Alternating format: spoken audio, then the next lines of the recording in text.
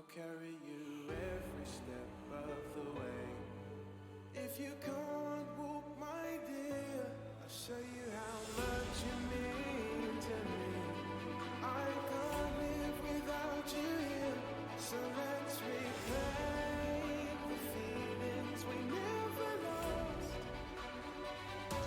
and listen to the wise man who told us it can't be rushed.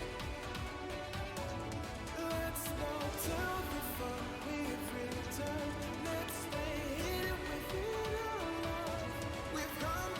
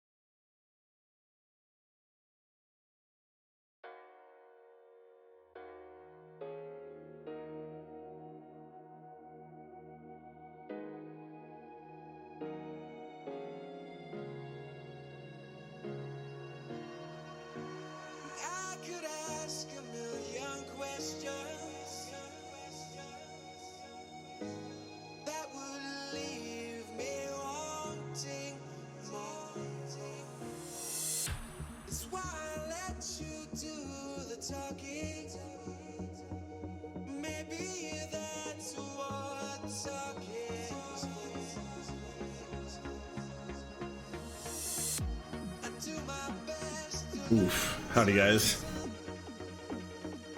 Yeah, I agree. Why are all these sets so expensive?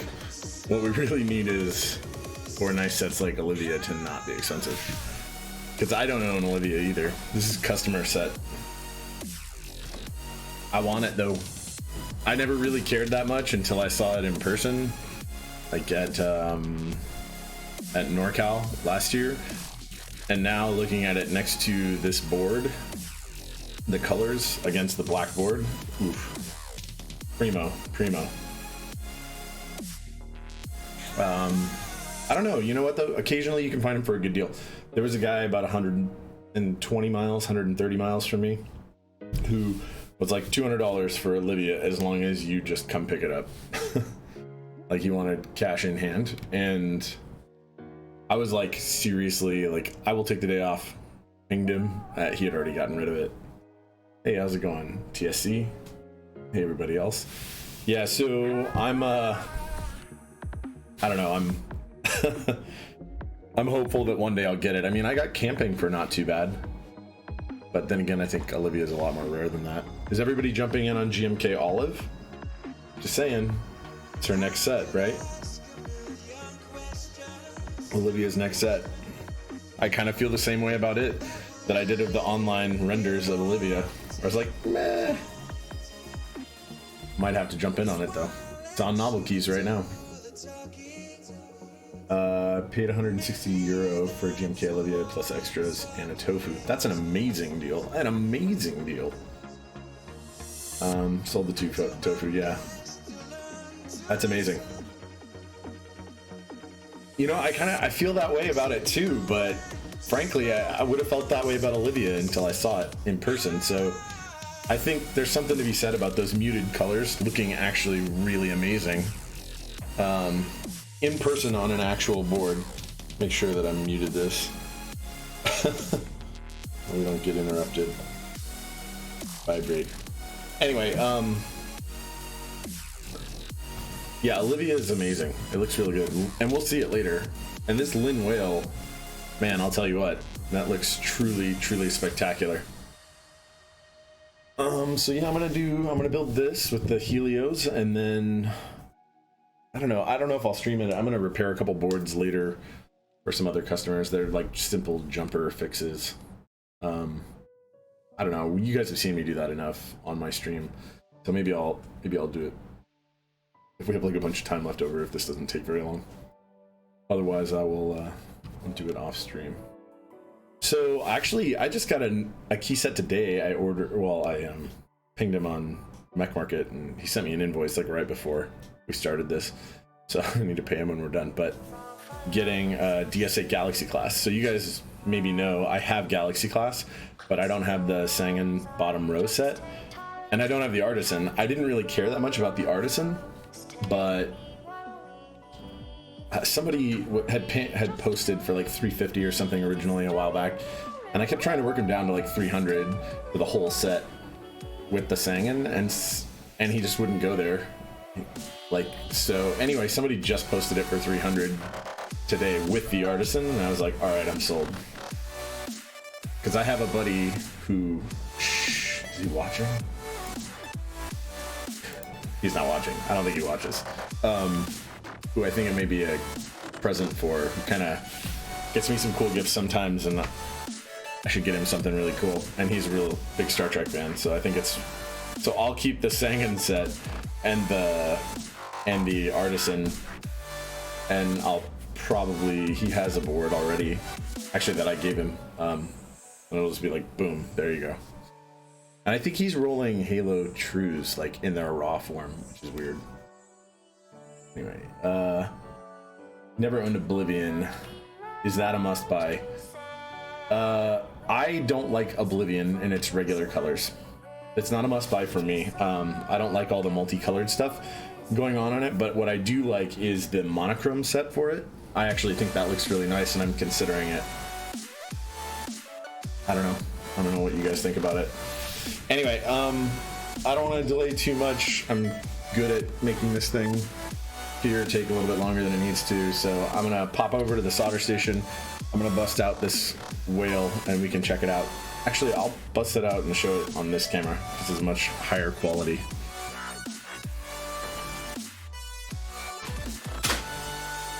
So it's gonna be this Lyn Whale with Helios and Zeal stabs and GMK Olivia. Talk about like a premium build, huh?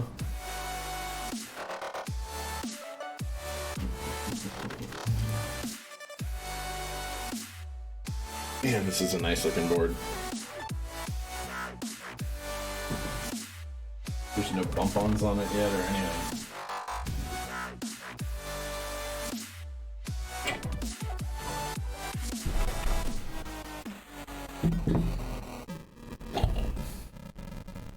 Lyn Whale. It's a really nice looking board, I have to admit. Didn't realize they were serialized.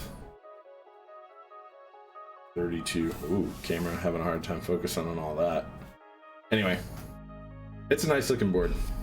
I think there were limits on how many of these were sold. I don't really know what they are. I know that in the GB they were limited to like 2 per customer. Like, which, imagine putting that in the context of some like modern high-end board, like you can only buy 2 number 2s or something silly like that, right? As if you could ever get that anyway. You're gonna pass on Oblivion.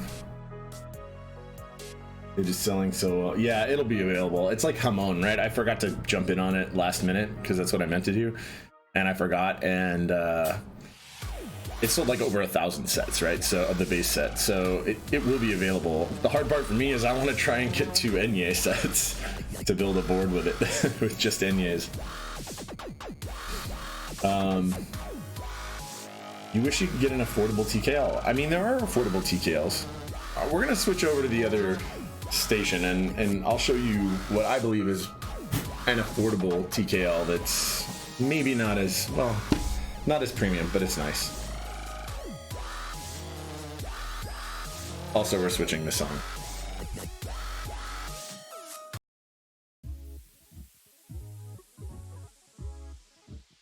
Because we don't need no dub. Alright.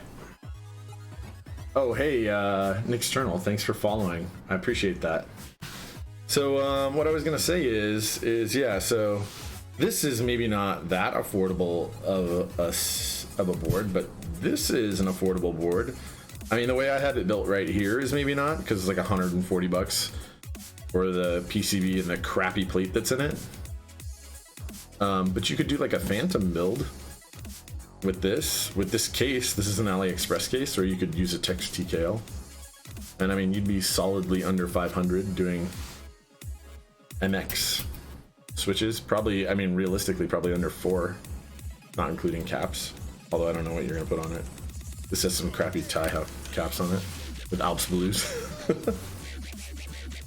Oh man, what's up with all the dub? No dub. No.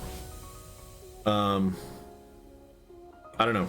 That would be my recommendation. If you're trying to go real affordable and still want something quality, go something like this AliExpress case or Text TKL, something like that. Like, I think this case is 118 bucks. It's not that amazing in terms of the weight and heft, but it's still nice. The name of this board? This board is Lyn Whale. This other board, if you're looking for something affordable, PM me on Discord. IMEURU number 7264. Yeah, I'll shoot you a link. That's what I'll have to do, because I'll have to dig it up. That'd be the best way. Anyway, we're done with that for now. Now we're moving on to this. To this beauty. B-U-T. So some people wear gloves and stuff like that when they want to avoid fingerprints. embrace the fingerprints. They're gonna come no matter what, and just wipe them down with a microfiber cloth when you're done. That's my take on it. Anyway, so we're gonna take this apart and look at kind of how it's all mounted and how it's all working, and then we're gonna set it off to the side and start getting to work on the PCB anyway. I'm actually kind of happy when people do this, when they only put as many screws as are required for shipping anyway. Throw customers bump-ons and extra screws in a minute.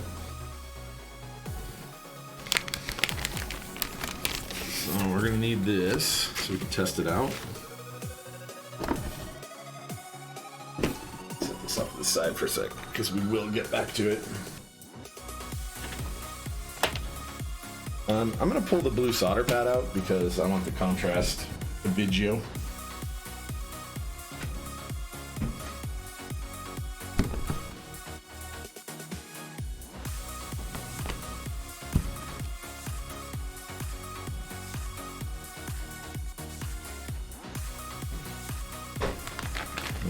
So what are your guys' must-buy sets right now? I'm sure there are some.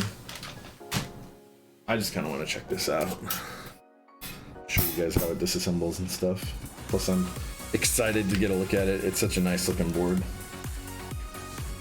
Looks like actually that X2 on an exterior screw case. Wow, weird. Okay.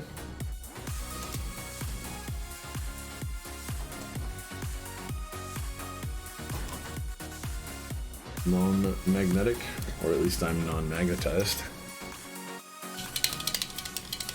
So I would say that AliExpress case, the finish is pretty good. The weight is low, right? It's not like a solid chunk of aluminum.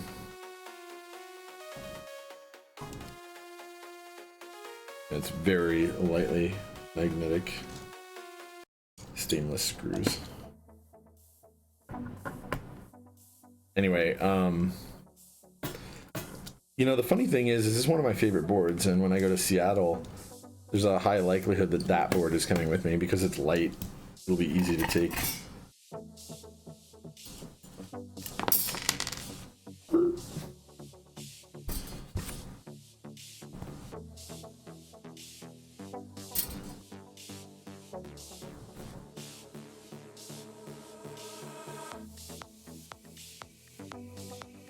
Oh, this was just sandwiched in. It wasn't even screwed down.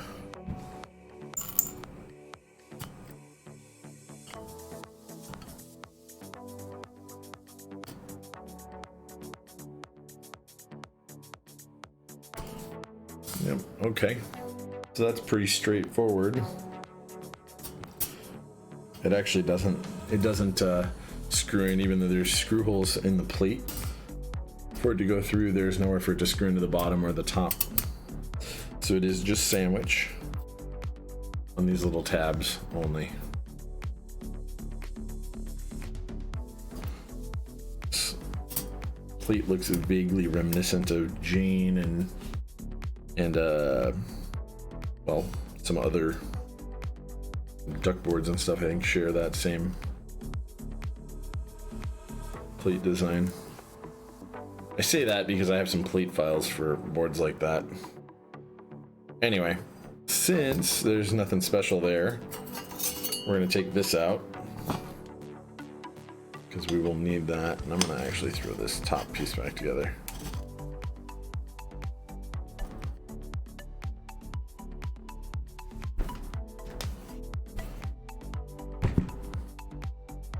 I'm gonna put like a couple screws in it just to hold it. See, this is better music. I'm not getting unlucky anymore. What I don't have up that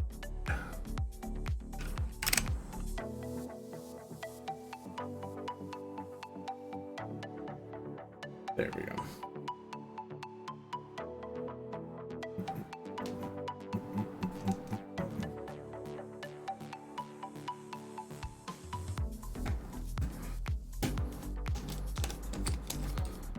All right. Yeah, so I'm pretty excited about this board, not just because it looks clean and it's kind of rare, although those are really big factors, but mostly to see what it looks like, honestly, when it's done, and to hear what it sounds like. I've not done any builds with Helios yet, so I'm, since you guys know I'm not a big linear fan personally, I'm not a likely candidate to actually buy Helios for myself. So it'd mostly be customer boards that drive my linear experiences. Though I do have, I did have that TX 1800 with lubed Helios in it, and I did like it. This purple PCB. Nice. All right.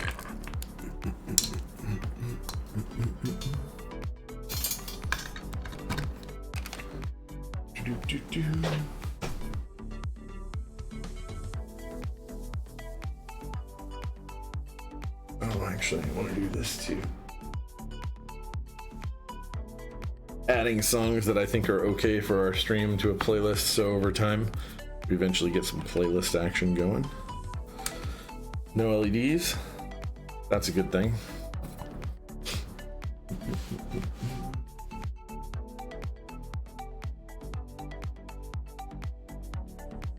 Okay, some switch hitter action going.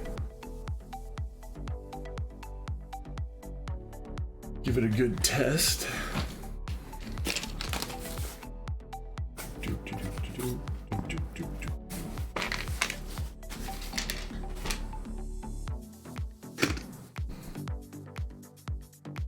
So has this been soldered to before?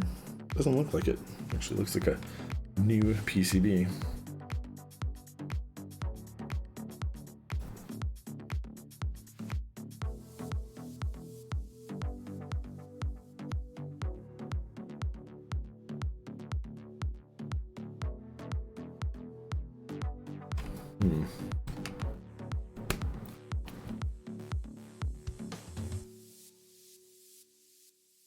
Shows up as a removable drive.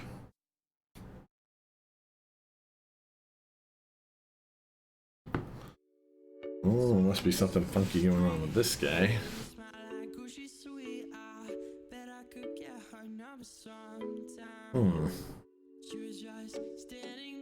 What's going on with this? There's a firmware file on it. Okay. Does it in fact go away? It does. So there's a firmware file on this board as a removable drive.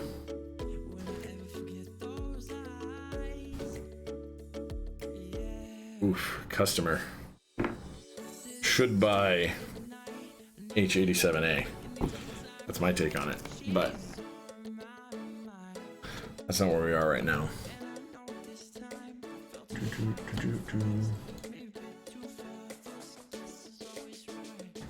I guess if I were smart, I would have done this in advance.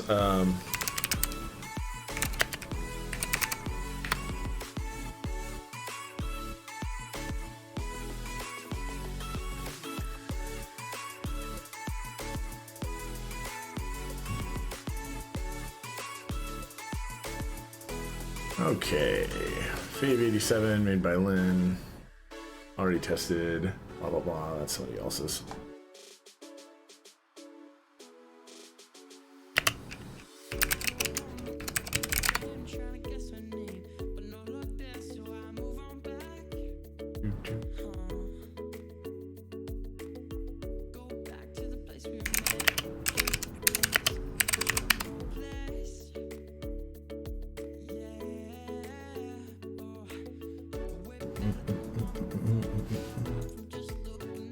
Alright, I guess we're gonna figure out how this thing flashes.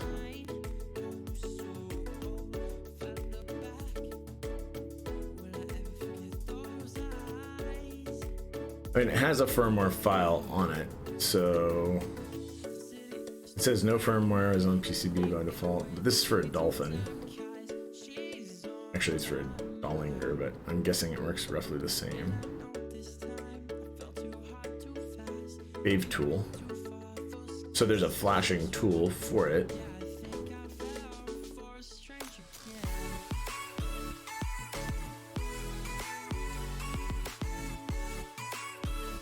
Okay.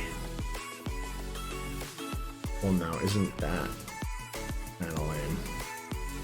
Everybody should get QMK supported boards. That is my take on it.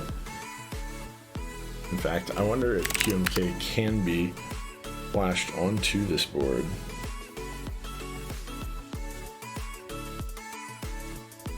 Whoa, I don't even know what kind of controller that is. I'm gonna go with probably not.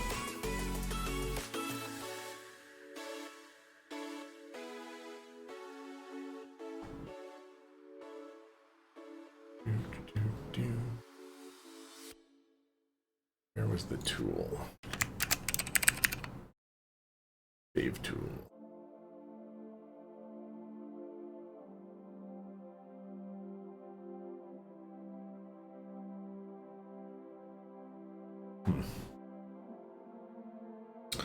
So actually though, that was an 87. What was on here? Let's see.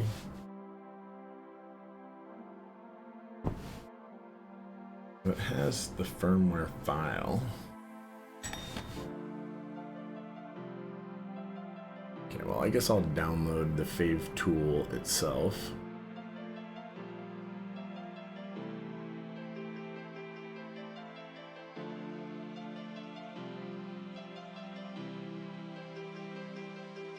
Sorry guys, I guess you're gonna watch me wait for me to deal with this fave tool.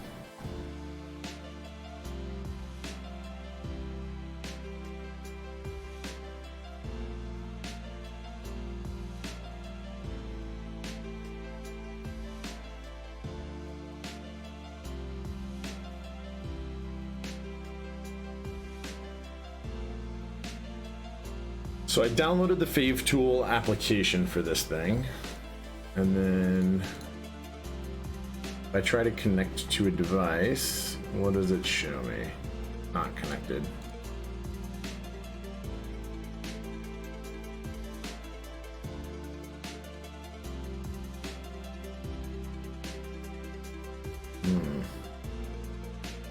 I'll show you guys what I see.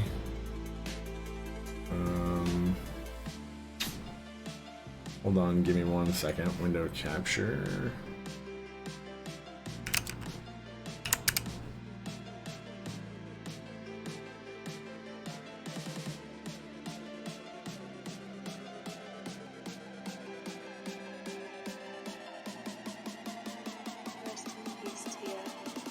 So this is what I see. Sorry about the live editing. I don't know. So I can't connect. But I must use a different fave tool.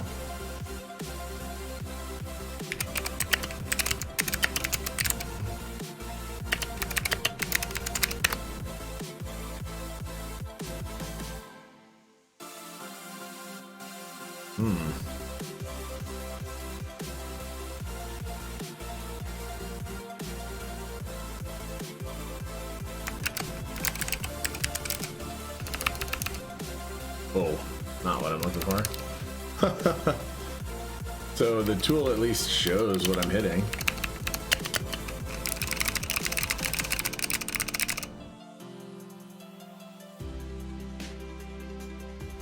Okay, so what I'm gonna do is I'm gonna go to the drive that it comes up as, because there's got to be a way to get it into DFU mode. I'm gonna copy its firmware file onto, I think my desktop is fine for right now.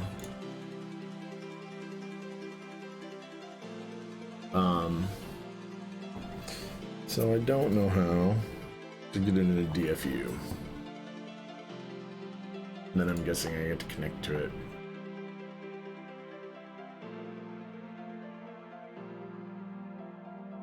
Is it possible that QMK configurator? I mean, I can't imagine based on what I'm seeing controller wise that this will do QMK, but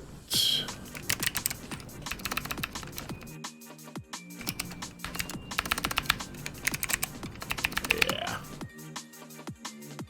there's none of that.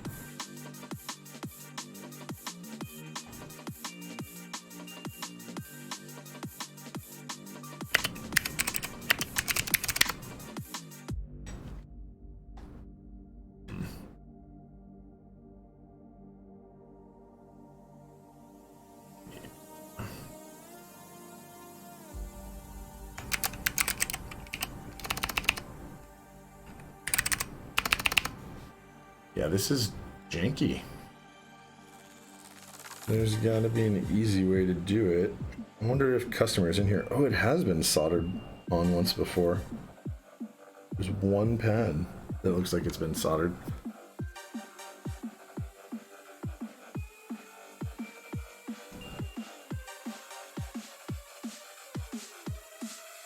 Right there. Maybe not. I don't know. Did you look it up? Did you look it up? If you did, I will try that.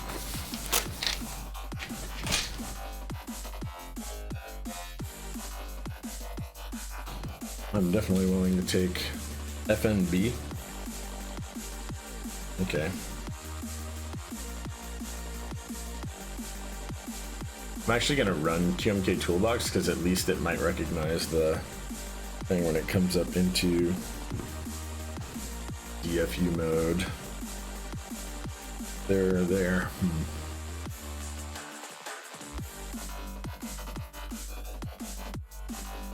It's probably there.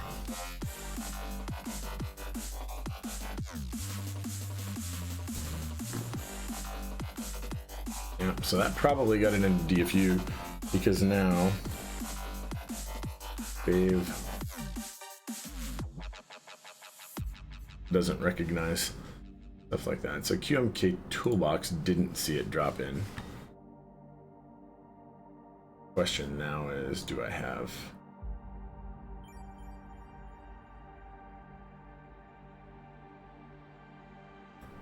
So do you want to shoot the link? Yeah, it says we'll go into reset DFU. It'll be unresponsive in that mode. Yeah, so how do I actually flash it? Do I flash it with Fave? Because it still shows not connected. You want to shoot the link over to what you found, TSC? I would appreciate that. Sorry, guys. Weird. That's, see, this is the downside, by the way, when you're building. If you build with something that doesn't support all the usual methods. Like, I guess if it supported, what? Like if it did, well, obviously QMK, but if it, or if it did boot mapper or something, right? Like, then it would be easy. Yeah. Is looking right here.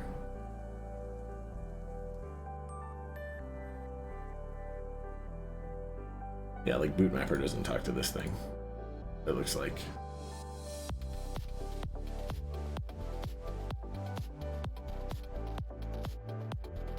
Yeah, nothing. Boot mapper doesn't talk to it at all.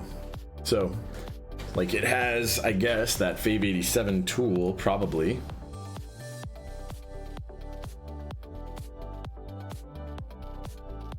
All sorts of unfortunate.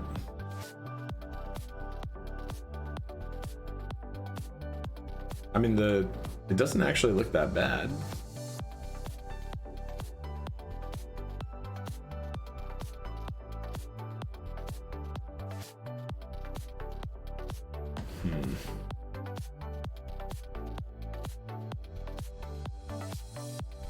Fave 87.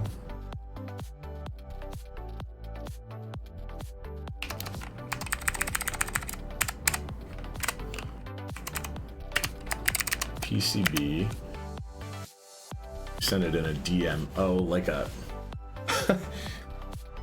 Okay. I don't... That's not the easiest thing to get to, but I got it. There we go. Okay, I appreciate it. Thank you so much, TSC. See my all laser keyboard.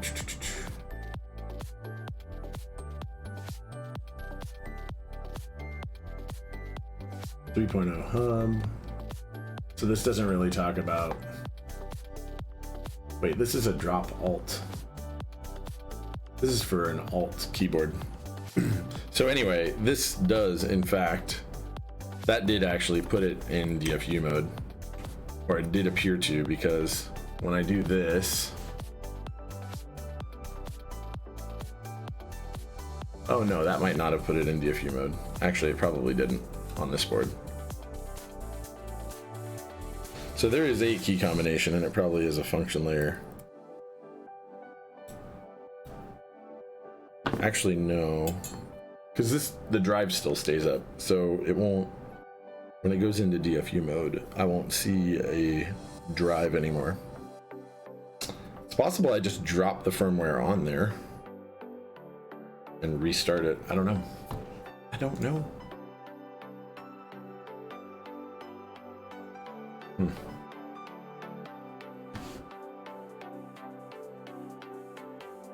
H87a PCB firmware.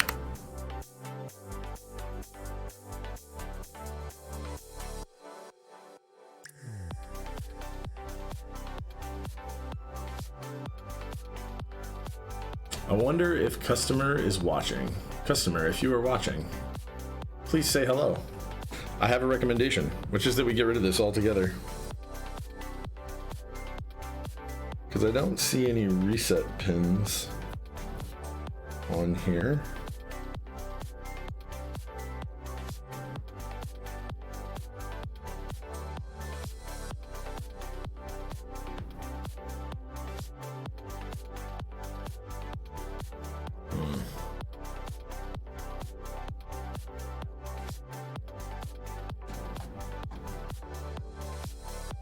Okay, so what we're gonna do is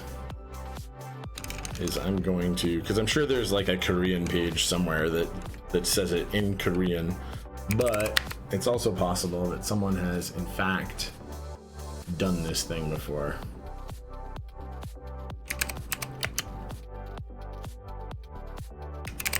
Lyn Whale build, where someone's already done the homework for me.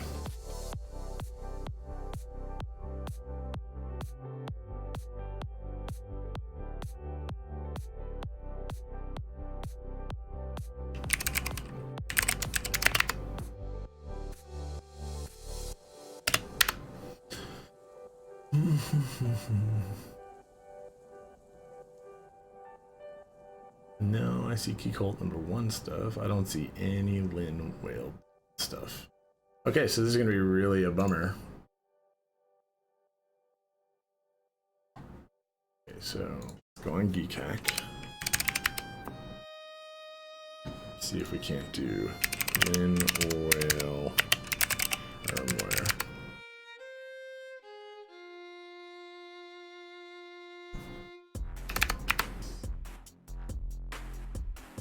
Huh. Yeah, I have literally no idea how to get this thing. I'm just gonna try keyboard combinations until I see it go into DFU mode, I guess.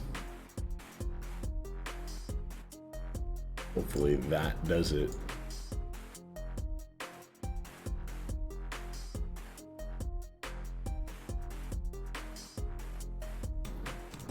See it go out of. It probably, though, is like it needs to boot up with some buttons pressed or something, and that's just like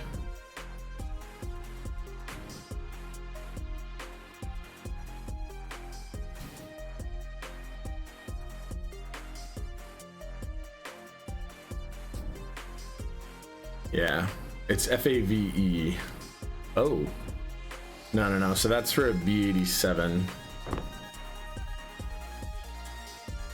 which is a different PCB altogether, as far as I know.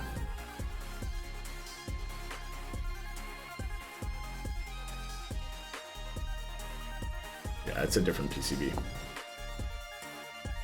I know, it's difficult. So sometimes that's like the issue, right? With these types of builds. So this may be a short build stream, guys, because we may be done here for a minute. So this is obviously for LEDs.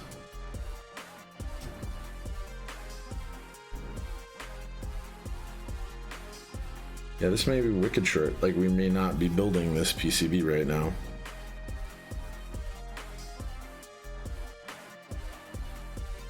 I cannot figure out how to get it into how to flash it. I mean, the fact that it has, what does the made by say? Made by LX3.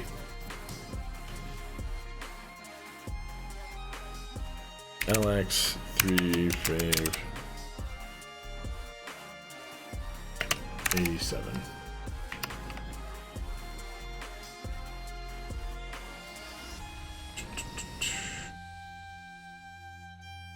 I mean, I have other PCBs that will 100% work in this board, because this is H87 standard. Like, I have a lot of them.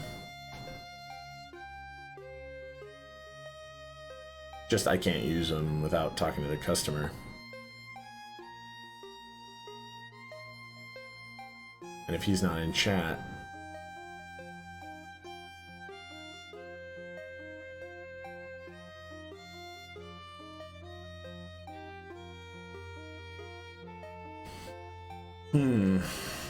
man, okay. Now I'm gonna try and figure it out still for a little bit. Actually gonna go sit over at the other workstation for a second, where it's a little easier.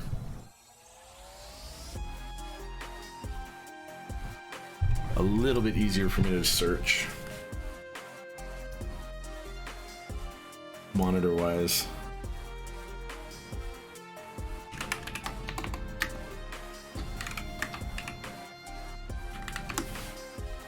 Okay.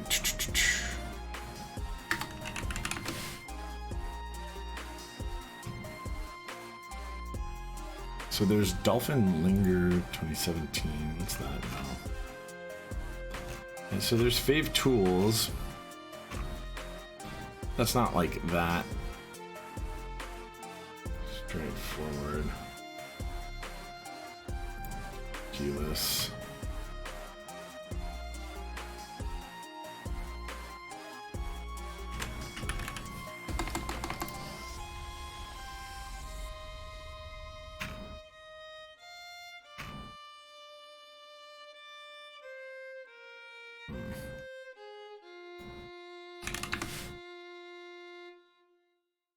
Search on YouTube, Fave 87 PCB, maybe.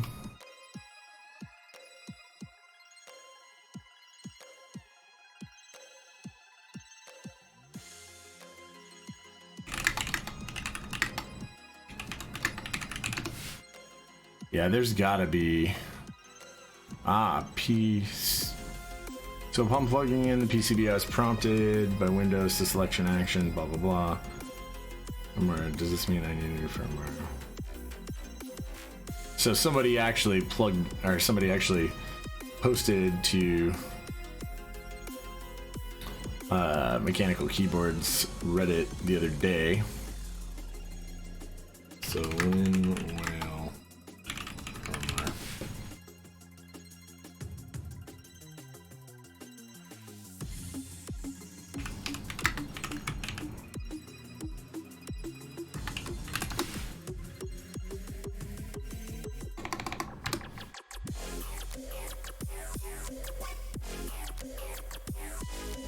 Debbie.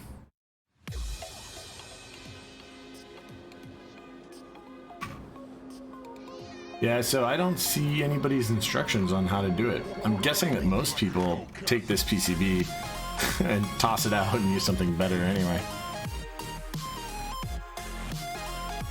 I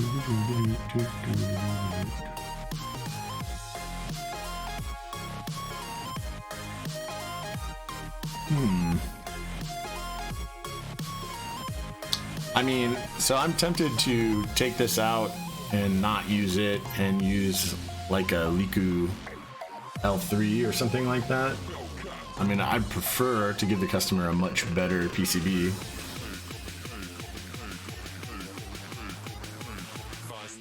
And I do have an H87a that I could give him, but if I'm going to give up a PCB of my own, it's not going to be that. Yeah, we're not doing that either.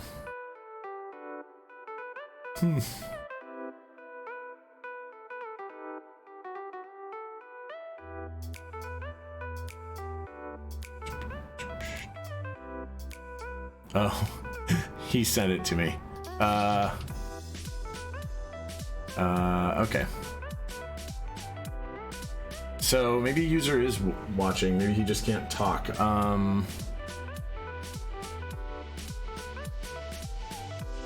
Yeah, okay. Yeah, Korean PCBs, the ones that they've made, are kind of janky. So, the customer did reach out on Reddit. So, I'm gonna tell him, go ahead and message me on stream, twitch.tv, or on Discord at IMERU number 7264. So customer Discord there or here. I'll just be paying attention on Reddit.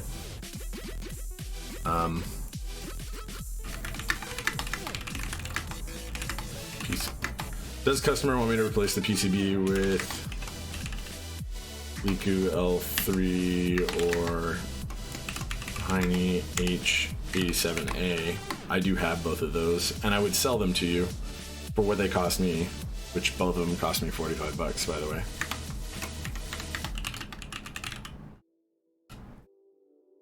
I mean, personally, I'm never going to be able to get rid of my Liku L3s, so so I'd love you to take one of those. However, H87a is better, and I would never wish Liku L3 on anybody. So yeah, message me on Reddit or there or wherever. It doesn't matter. I'm watching them all. I'm gonna pull out an H87a and test it just in case that's what you go with, which is what I'm guessing will happen. It is a nice. Oh, thank you, man. I appreciate that. Yeah, that onion. It is great. Hey, Shocks, what's up, man? Yeah, so guessing this is pretty straightforward for customer. We don't need more dubbiness.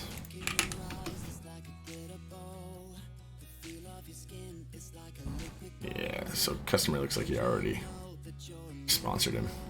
Yeah. We'll put that on there. Not a big deal. Okay, we're gonna do H87a. Thanks, customer. Appreciate that. We're going back.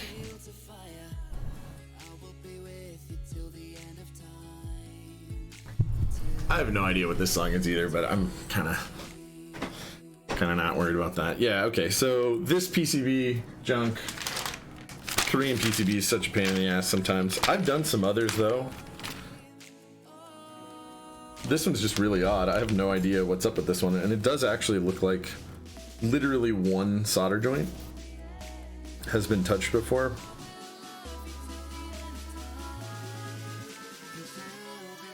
It's possible it's just bad application when it was going through production, because it's only one and everything else is clean. Yeah, I have no idea what's up with this thing. Janky PCB gets replaced with not at all janky PCB. So, I don't know if you guys know, of all the different things on H87a, Rev 1, which is what this is, had like potentially one or two minor flaws. One is, I guess, and this affected the guys who were doing Kepler when they broke this. connector off, there was potentially a ground plane separation, maybe related to how firmly they broke it off or not, I don't know.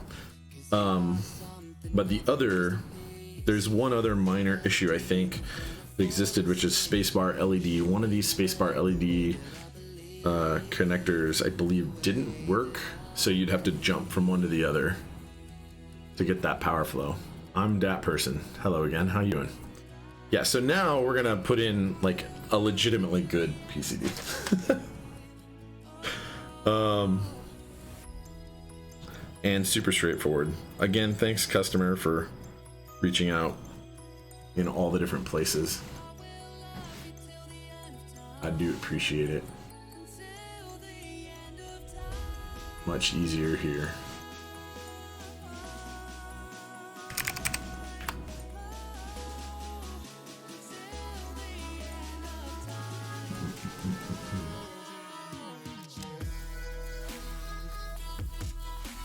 All right.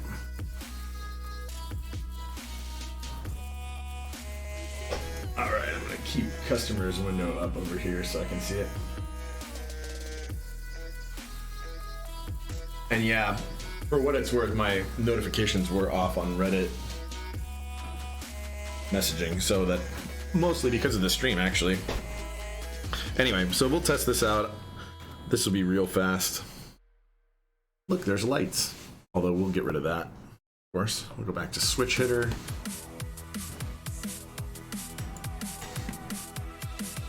Anyway, okay. So back on track.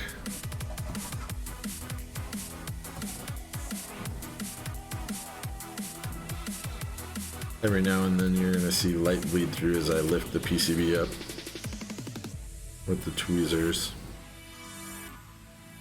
But it isn't flickering,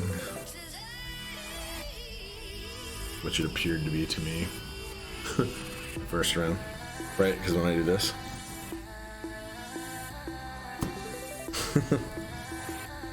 freaked me out at first.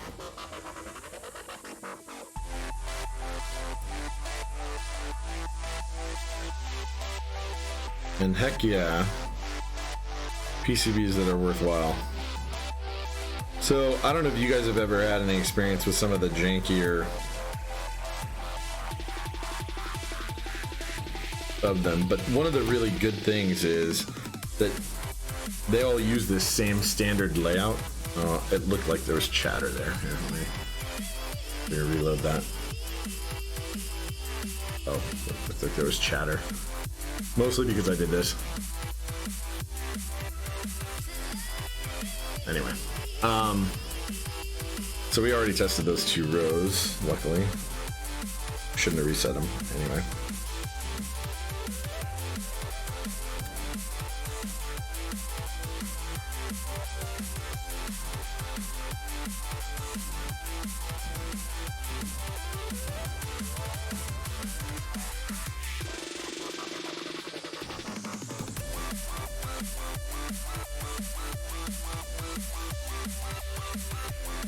So I believe we are doing stepped caps on this.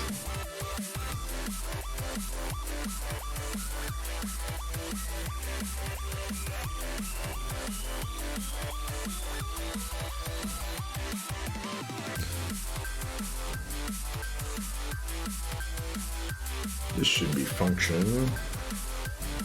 Yep.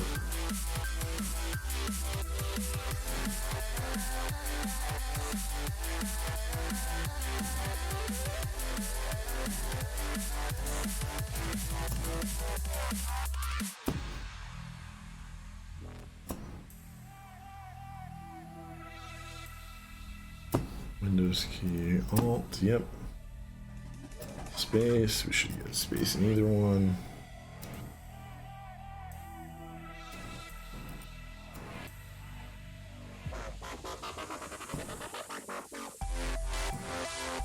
And then this should be easy. That's Windows. Function. Let me make sure QMK Toolbox is up. It is. R, I think, right? Is that what we're looking for?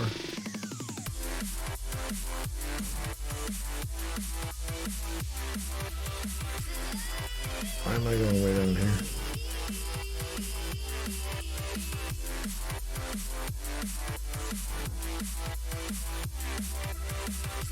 It should be R.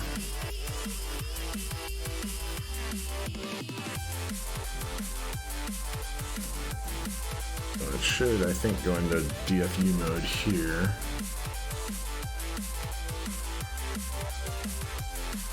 Yeah, and it's in programming mode now. See, nothing registers. So we know the function layer works too. Okay, cool. We are done testing PCB.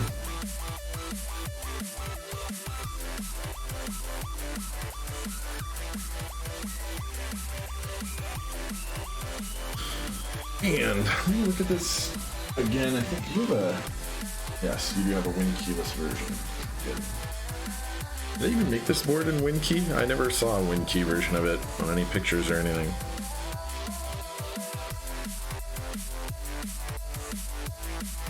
Perfect.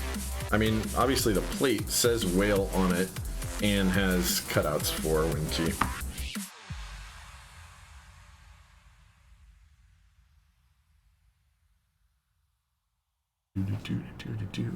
FYI, customer, if you want to talk and you don't want to talk in here, you can always ping me on Discord. I now got you up over there so I can see all your alerts. I won't hear them, but I'll look over every now and then.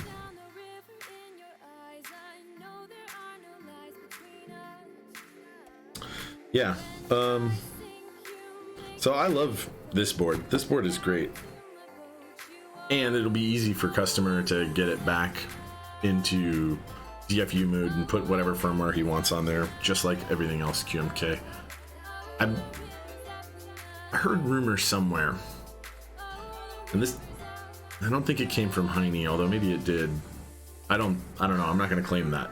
Either way, that there was something in works to try and get H87a into VIA, which would be freaking amazing. I hope that happens. Man, that would be awesome. Anyway, just FYI, there are some Korean boards that look like H87a and do fit in there, do look almost exactly like it, that aren't. And the ones that I'm aware of are like Unicorn Legends PCB, or the Snow PCBs, have the same thing, except the connector is soldered onto the other side, making it not compatible. And then they usually have some other LED segments in different places. But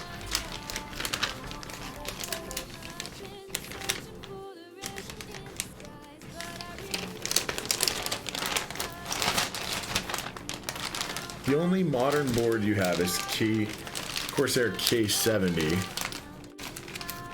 Your newest one is from 2001. That's awesome. That's hilarious. Not trying any old ones. You couldn't see yourself spending hundreds of dollars on a modern board. I mean, I don't know, man. Like, I really like vintage boards, and I'm definitely not, I'm not sold on that they're all necessarily better. I like Alp switches more. 7U stabilizer. I mean, I like Alp switches more.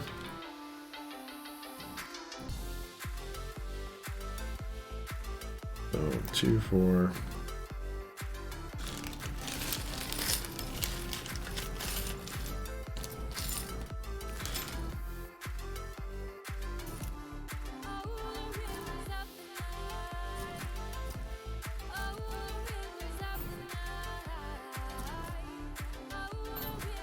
I don't know.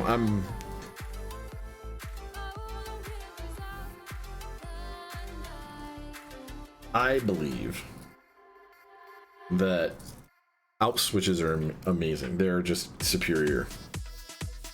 However, the key sets available for them are much more limited, driving cost up a lot and making it pretty boutique-y in today's world. To make a build, especially, because you have to piece so many other parts together. I.e., you need your keycaps, you need your stabilizers, you need a plate that works for it, you need a PCB that works for it. All of those things add up pretty quickly, and Alps boards, modern Alps boards, end up costing much more than modern MX boards, especially given that Alps switches get dirty feeling and much less pleasurable in terms of feel much more rapidly. I don't know. I would say that while I really love them and I really want to go all out all the time and build those, I understand why a lot of people don't feel that way or can't do that or can't justify the added cost. Truthfully, I get it. Even I can't justify that cost every time. It's just too outrageously expensive sometimes. This is going to be a really nice board, guys. Now that it's got a proper PCB. It's perfect.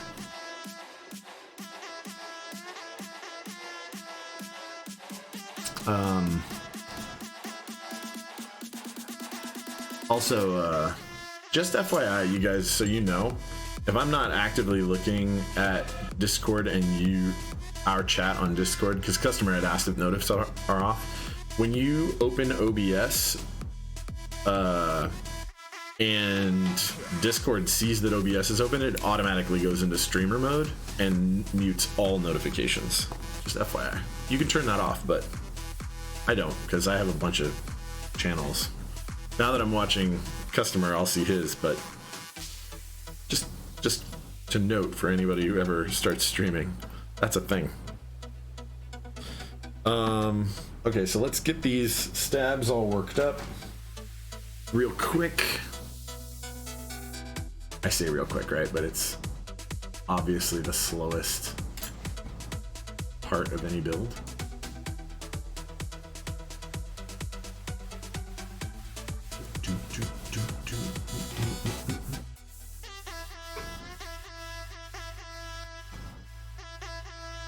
It's amazing to me how long this is gonna last. It should amaze me how short it'll go, like how quickly I'll go through all of this 205 grade 0, but it amazes me how long it's lasting so far, just because like I'm literally still just scraping the stuff off the guts stuck to the top of the lid. That being said, it was a significant amount.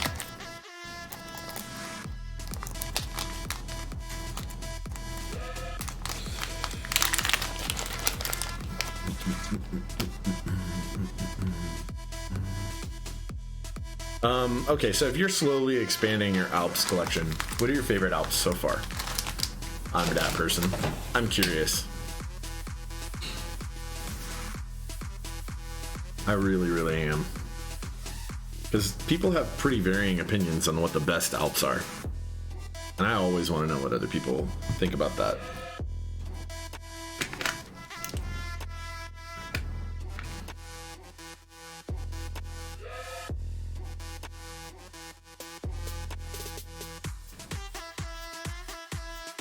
Because my favorite Alps are browns. It's actually pretty hands down what my favorite Alps are, but if we're going to second favorite Alps, where did I get that much 205 grade 0? I have another one of those actually. So I ordered it from a distributor, from Miller Stevenson. I called him up, I was like, I want this. And it was a giant pain.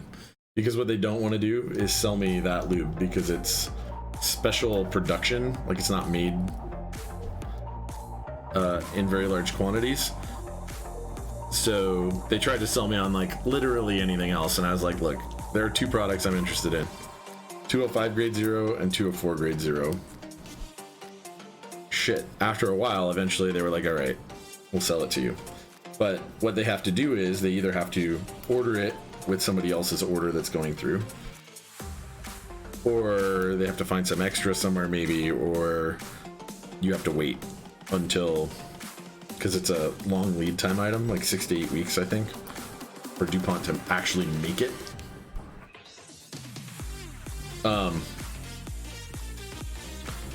So you just have to hang out. But yeah, you just buy it. Can't say anything about Browns, never tried them before. IBM 5140, easiest way to get them. You think it's interesting how hype all of us are about the hobby and discuss these things like others discuss cars? Sure, similar. You're just out of the loop, still don't quite talk the common tongue. Well, hey man, the best way to find out the vernacular or whatever, just like with cars, is to ask other people who are into it. Right? Try and understand why we have specific language for stuff. I think it's an interesting hobby. It blows me away how much more I learn, like literally all the time. I'm always learning something interesting that I didn't really know about keyboards before. Which I feel like I'm relatively in the loop as far as it goes. There are others that are more, probably. But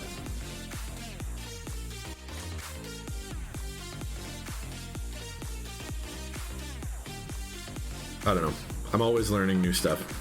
I think it's cool to me because not everybody knows like what the right and wrongs are of it right now. Like, we keep talking about all this stuff, how to do isolation mount, how to do whatever, as though we know. But the truth is, in terms of keyboards, a lot of this knowledge got lost a long time ago. Like, there are really cool boards from a long time ago that did really cool things that were worried about acoustics and stuff, and like, it's almost like we're scratching the surface again, in my opinion. Like, a lot of the old manufacturers didn't pass that knowledge on to anyone or looked at it as though it was proprietary or whatever, and they don't do that thing anymore. So now we as enthusiasts have to relearn how to do all that. Like, no one's doing injection molded boards, right? Everybody's doing, because of the rate of production, how much it costs to tool up for like injection molding, especially big parts like keyboard cases. We're all machining cases. Well, I mean, obviously, if you want to get really cool acoustics, you want to turn this thing into like a speaker. People already did that in the past. I mean, look at this. This is like a knockoff case, basically, of an IBM Model M that has Blue Alps in it. And there's a speaker port right here. I mean, the only reason to have this port here, there's two reasons, right? There's drainage, which, by the way, that's a bad way to drain it because the feet are there. So the front part would be where you'd want to drain, not the back. This is for sound.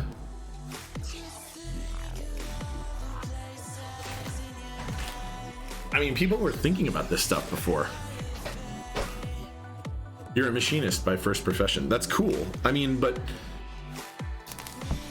like, that's why it's cool to me. That's why I like it. It's like we're tinkering. We're going into the unexplored. Maybe it's not, you know, putting ships in space or doing something that cool, but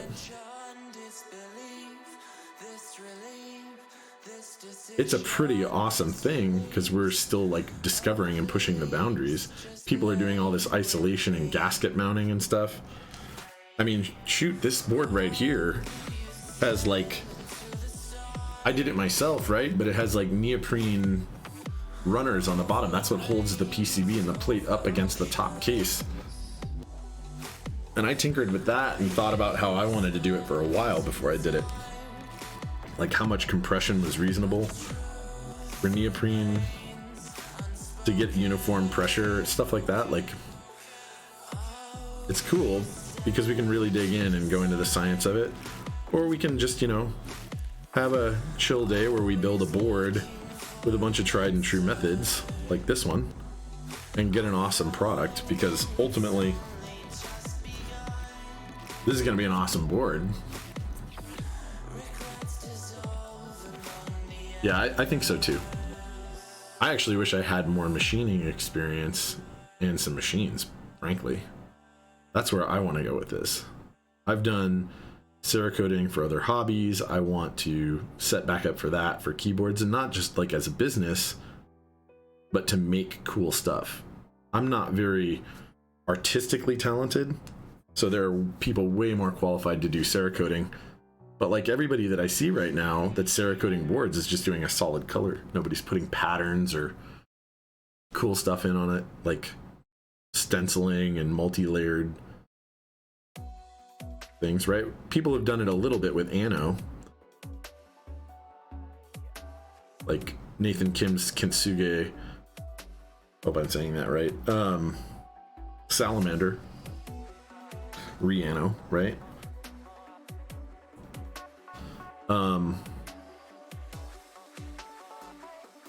But some people are starting to kind of break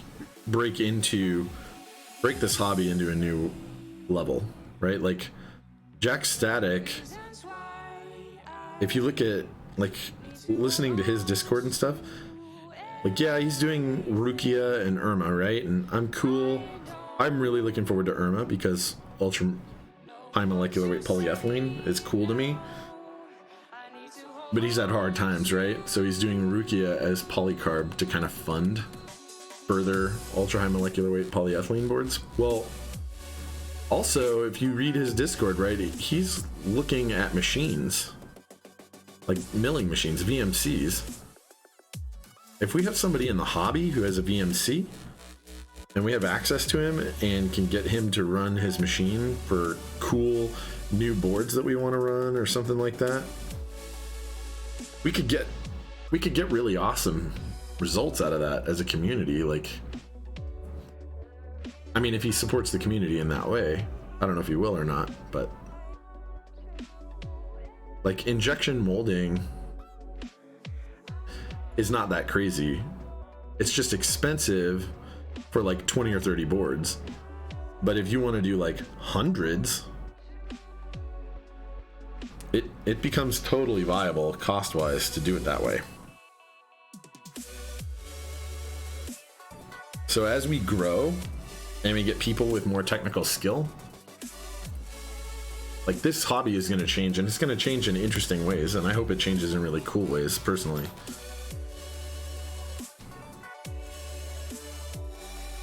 I'm happy. I feel like we're on the precipice of that with this hobby.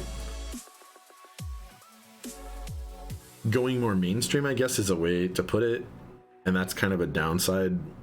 That's kind of a, I don't know, that's kind of a negative view on it if you put it in those terms, right? It kind of is doing that thing, and it will carry the negative connotations of that along with it.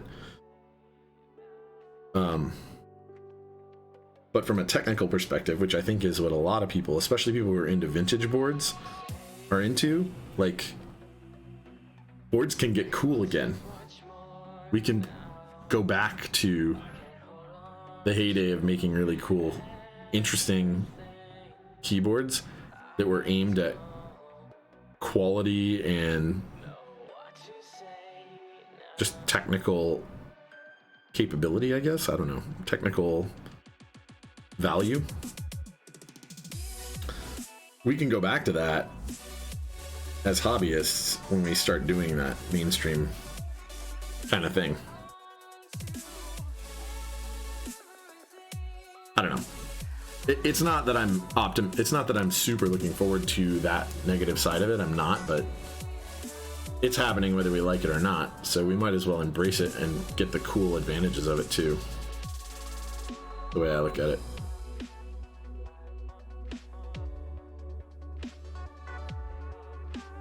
I don't know, maybe you guys have different thoughts on it. Either way, things are getting cooler and more interesting. We're getting isolation mounts, we're getting modified layouts that are actually kind of useful in other ways, like we're getting interesting sounds and sound profiles out of boards. We're getting more uniform feel across the surface of the board. Getting all sorts of cool stuff.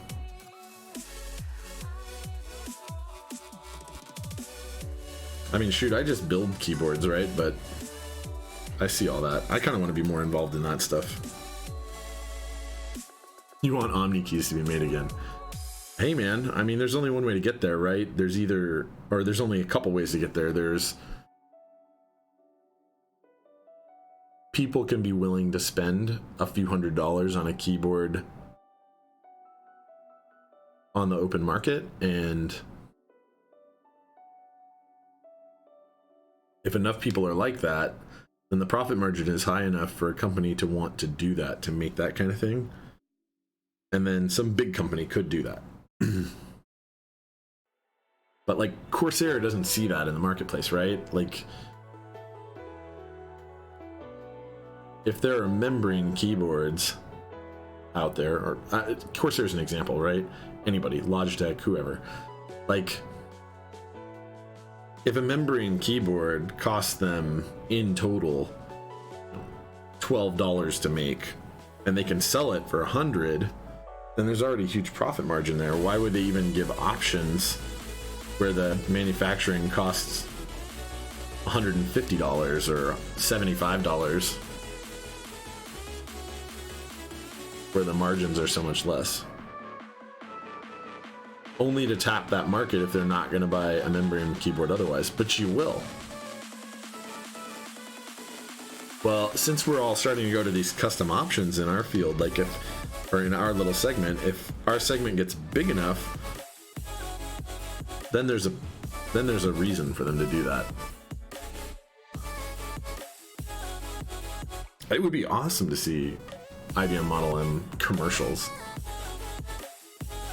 I don't know if you ever really got that in the past, right? You saw like maybe ads or something in a magazine. I don't know about like video commercials. I could see like product placement somewhere maybe.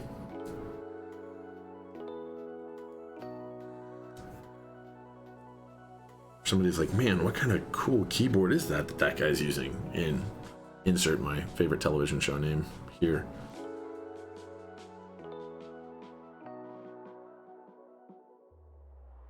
I think we're a long way off from that, though.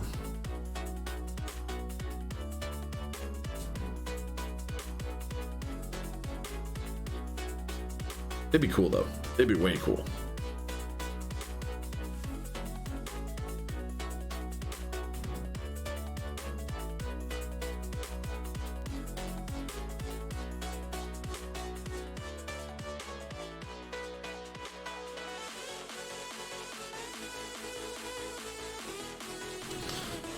Alrighty.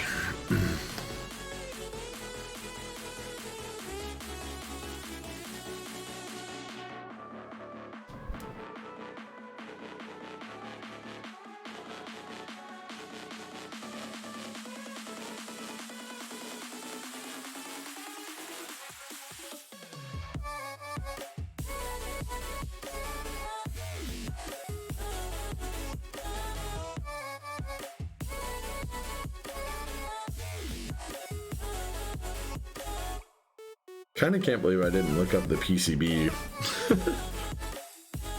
That Fave 87 PCB before we got started on this. Should know better. I mean, I do know better.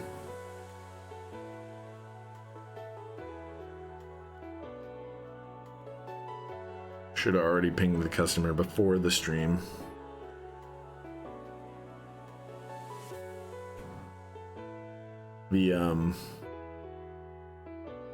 It's always weird with like Korean customs when they use a weird PCB that isn't one of the few that most use, right? Like Liku L3, which are junk. I would never recommend that someone get that as their board, as their PCB. You know, it's not terrible. It was really cool for its time, but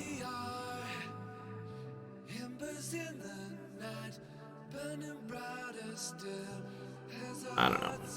It's not worth it now when there are so many other good options.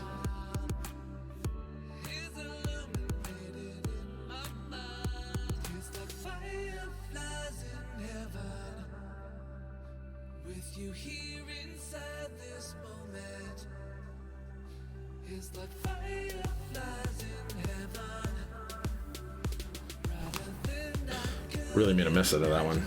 Got it all over my fingers.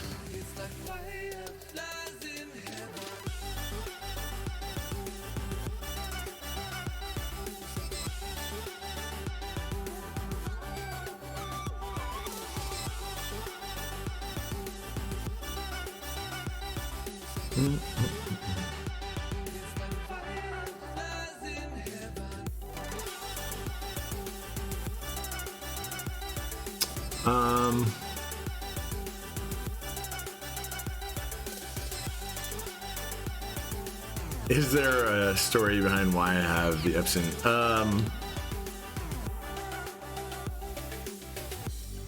I mean, I have an Epson Q203A that I like a lot, so I don't know if it's my... No, just cool vintage boards that I like, that I think are cool. There's no really good story. And actually, I've changed my profile picture, or tried to change my profile picture a couple times, and it always, for whatever reason, seems to like revert back to this. So I'm like, okay. I think at first I just chose it because it was a thing that could be chosen right then. I don't know. And I chose it on like multiple platforms too, so even when I change it on one, I might forget to do it on another. There's no good story, but it looks cool, right? I mean,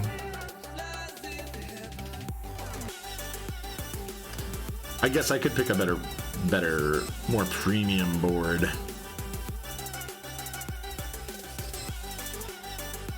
But I also kind of wanted something like generic keyboard looking, not like something super high end that like 4 people would know what it was, and well, I guess not that many people will know what that is, but where only a few people would recognize it because it would look like an odd duck, right? Like that keyboard is pretty generically keyboard looking, vintage keyboard too, so it kind of imparts that there's some type of vintage stuff that goes on my channel, and there is, mostly, unfortunately, it's probably harvesting. Or reusing vintage parts in modern boards, I guess.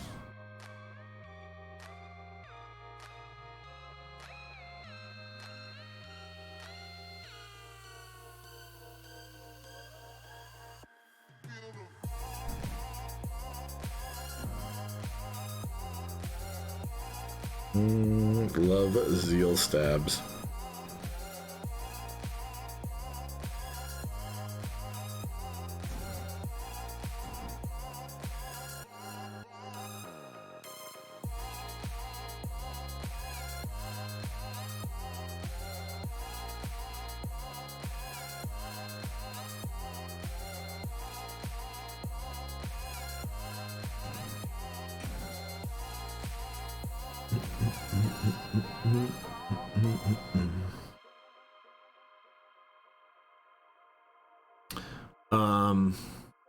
Scorpius dome with sliders.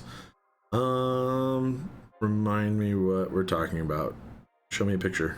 I believe I have, actually. I'm pretty sure I know exactly what you're talking about, but I would like picture confirmation before I comment. I believe the answer is yes.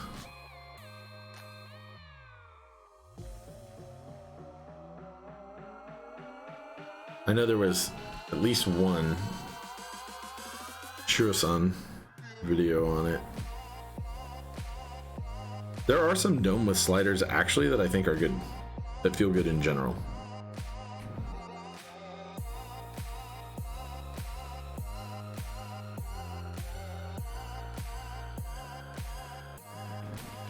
Yeah, sorry man, I'm not trying to put you two on the spot. I just don't want to comment on it and think that I'm talking about one thing and be wrong and talking about something else, because I felt a few different domes with sliders keyboards.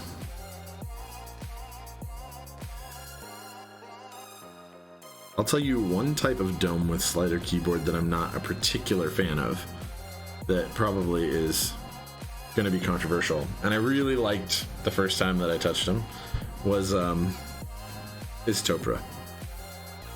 I don't know why, but like after having one, I have an FC980C. After having it for a little bit and trying to type with it for a little while, I just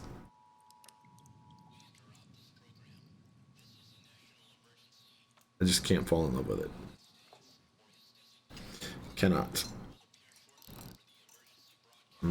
That is not seated correctly.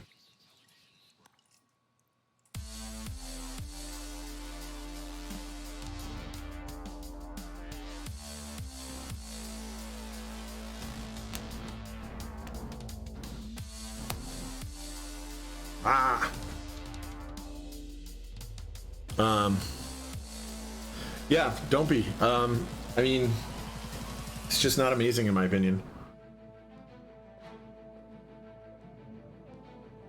In my opinion, not amazing.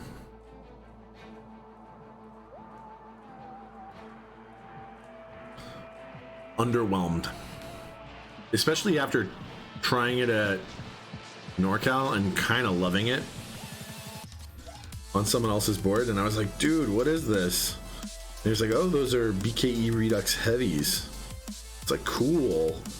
And then I bought an FC980C that said it had BKE Redux heavies, tried it, and was like, nah, this is not the same. And then pulling it apart and looking, and them not being BKE Redux heavies, they were just stock sheet. Oof, this song. They were just stock sheet Topra domes. Then buying Redux heavies for myself, installing them and looping them. And by the way, that is a process. Lubing Topra sliders, that is time consuming right there. I don't know how long that build took, but I'm gonna say it was like 5 hours, like just to lube all those sliders and get that stuff back together. So not my cup of tea. But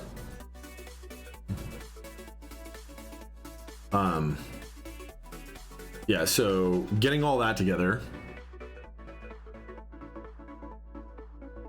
and then using it for a little while and being like, nah, I'm just not in love with it. It was fairly disappointing. Bad experience all around, in my opinion. And my opinion is the one that matters when it comes to my experience. Being good or bad, at least. Anyway, yeah, so super disappointed. Do not love Topra. I'm not gonna say that it's bad. It's not. It's just to each their own. Just not that for me.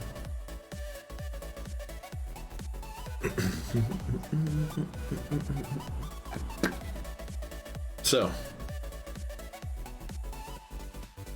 GPL 205 grade 0 half kilogram tub.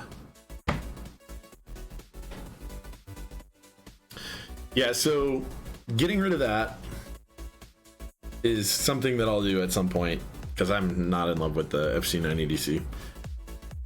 I actually liked it, honestly, after using it a little bit more with the stock slider or with the stock domes. I like the heavier bump of the Redux heavies, but I don't like the snap so much as it snaps back up into place. And I put silencers on it too. So I applied my own silencers and lubed the sliders with 3204, and it's really good. I mean, I know a lot of people use a less heavy lube, but honestly, I think the heavier lube was better in this case. Spread that on your toast. Definitely not gonna do that.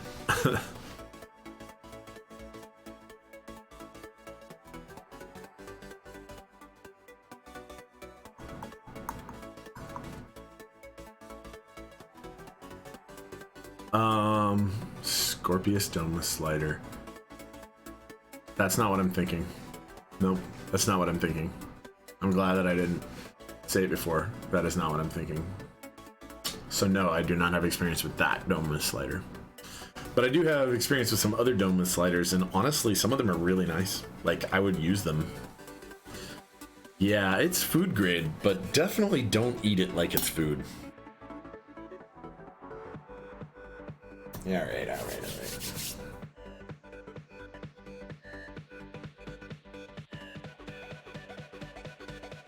Got a little bit of a lube smear on there that needed to come off. Nom nom nom, yeah. I believe they're nice. And that Sega keyboard looks real cool. I like it.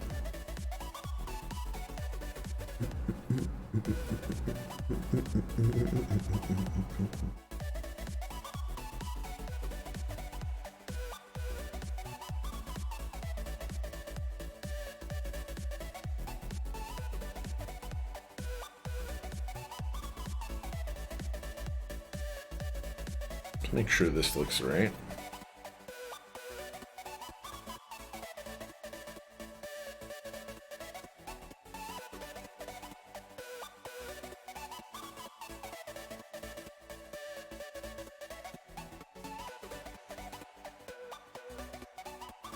Okay.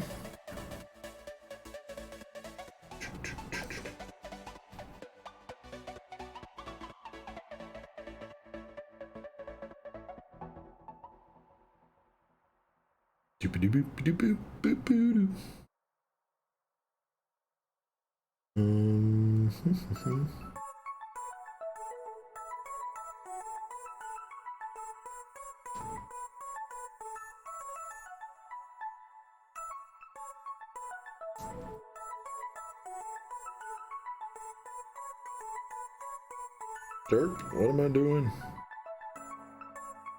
I'm gonna look for the hole.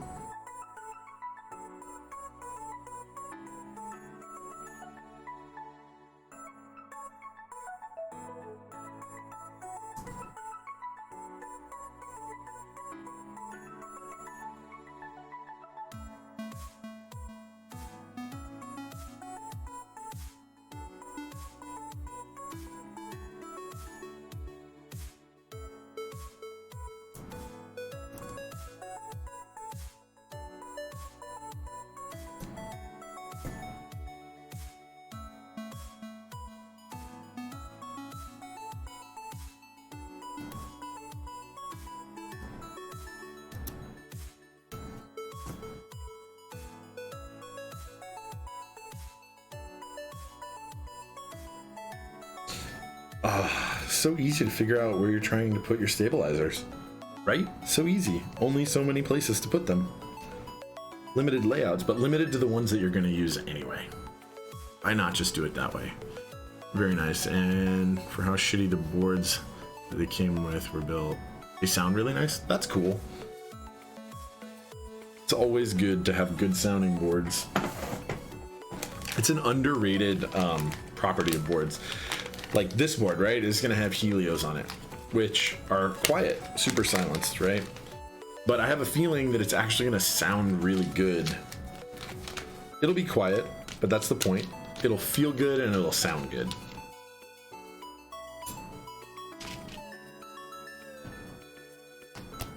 Dang it. Oh well. That one will have to go in after the fact.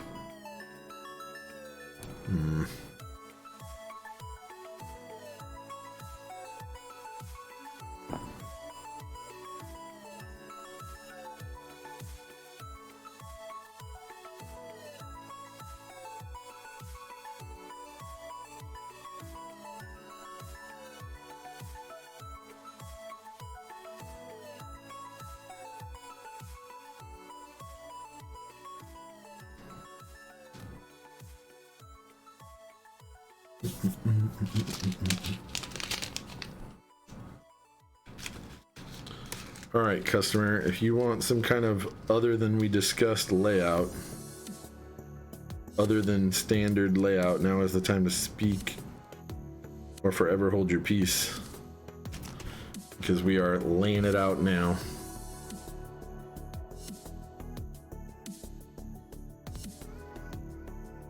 Got all 5 stabilizers lubed up and ready to roll.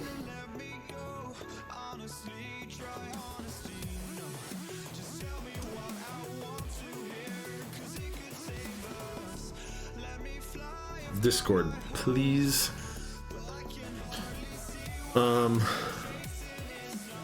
Okay, and shitty boards that came with. If I had no problem getting whatever parts I wanted, what would be my Lamborghini of keyboards? Ooh.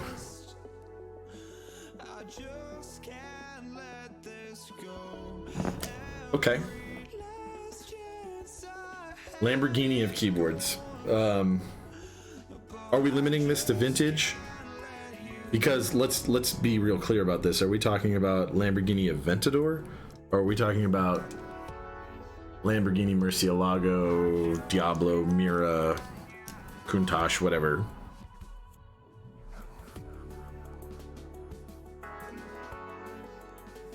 Want to know?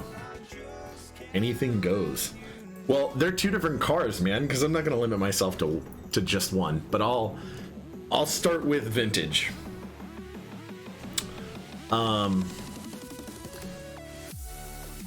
IBM F107.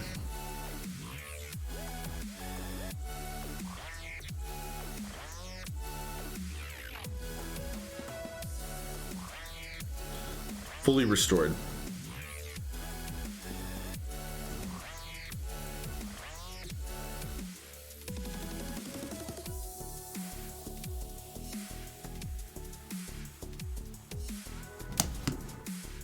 By me.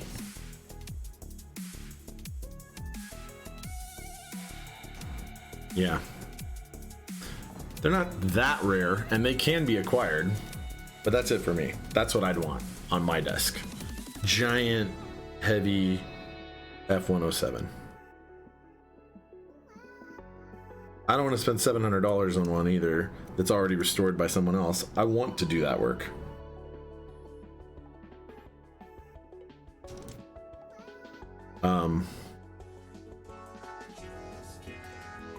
Now, new boards.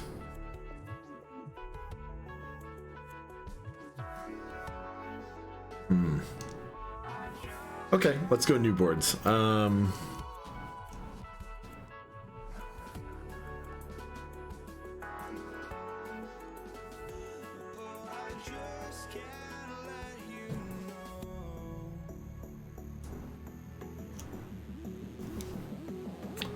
I want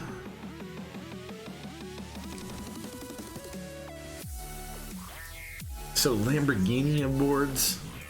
Lamborghini means ostentatious and all out, whatever, just crazy bananas. This isn't the race car. This is the supercar that you show off and is a little bit finicky and isn't actually the thing you want to daily drive, but is just batshit crazy bananas. Okay, so what I want is I want a full-size Kepler with brown Alps, or plate spring.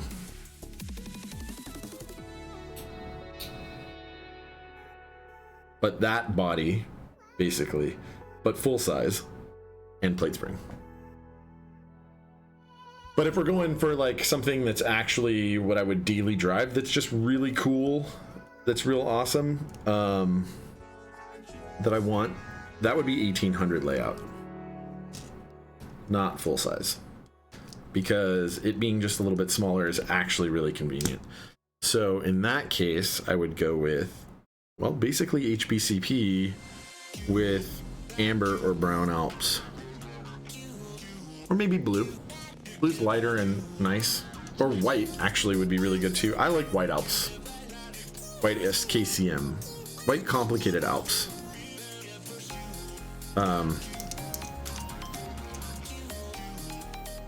I like them like I like blues. In fact, I actually like them as much as blues, frankly.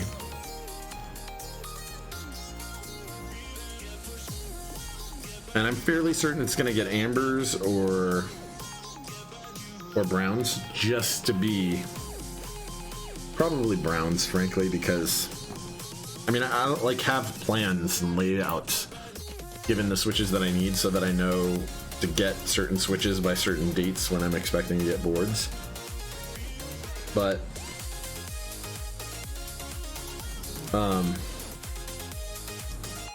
Yeah. So my Ferrari would be that. My Lamborghini would be a Kepler in full size.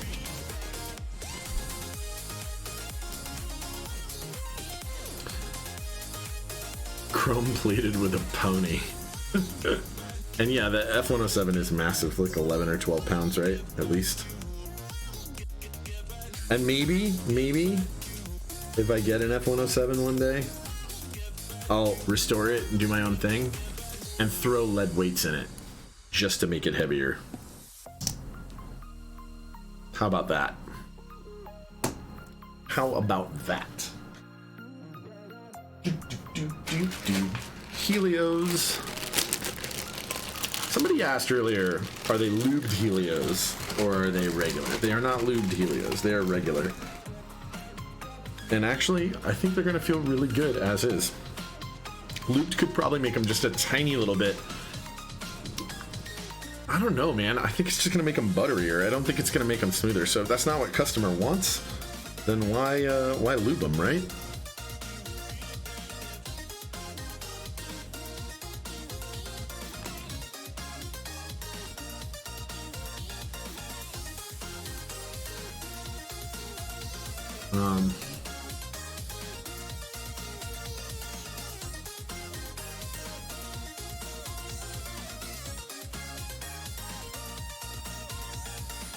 Nah. So, yeah, I'm I don't know. I'm thinking those are my Lamborghini boards. Oh, good thing I'm testing this out.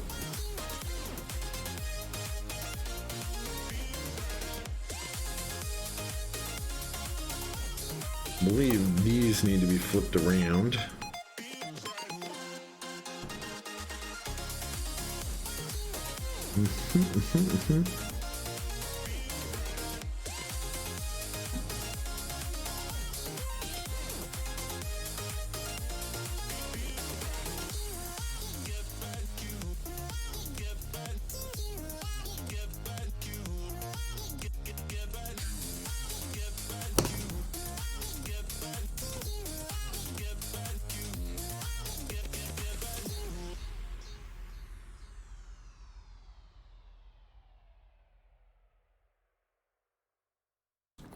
Yeah, these definitely need to be flipped. Something over here does.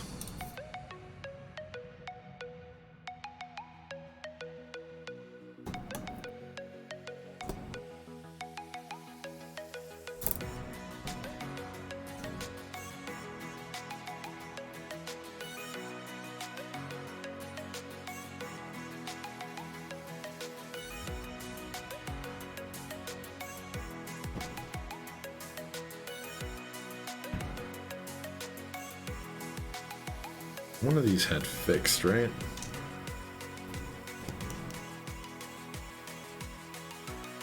I believe this one was fixed.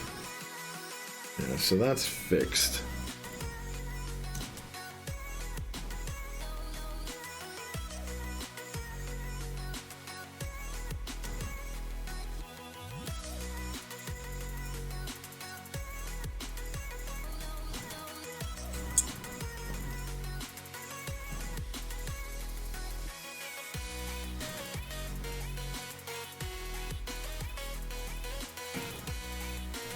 If I remove this stabilizer, plate should fit down on just fine.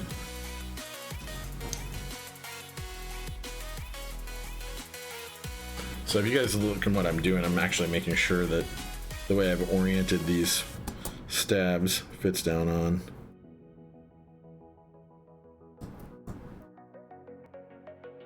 So that fits. So what needs to happen is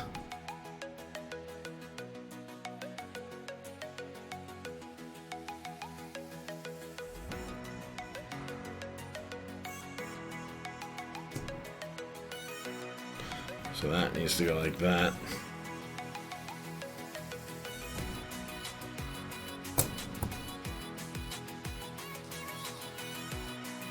Yep.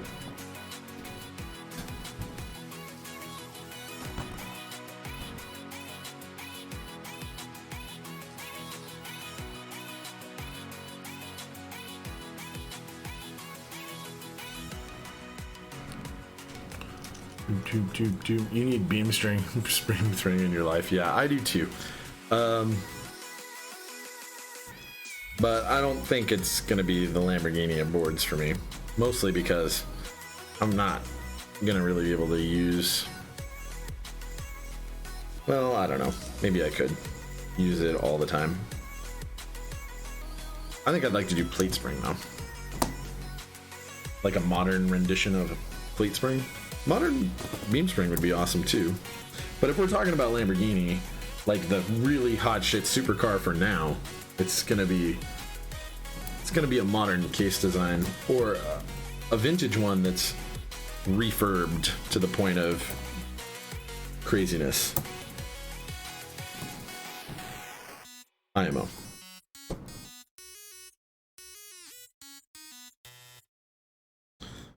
Oh, never mind.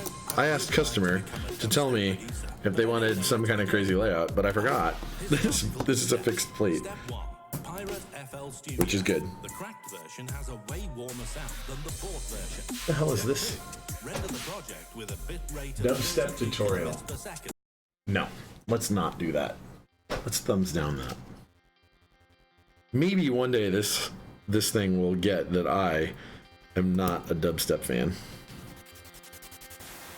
Probably not, though, at this point, I'm thinking.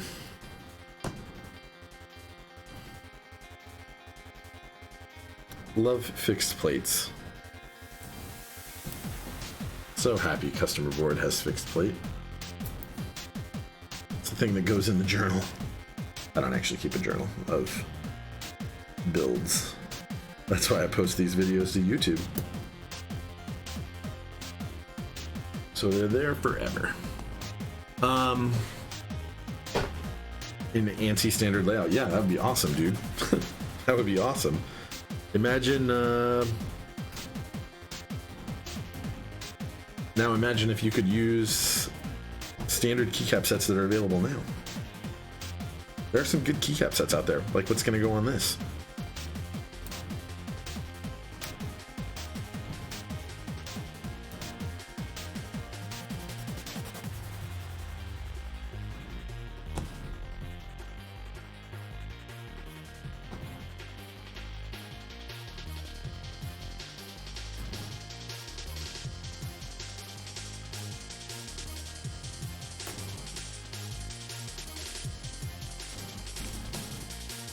Stepped caps.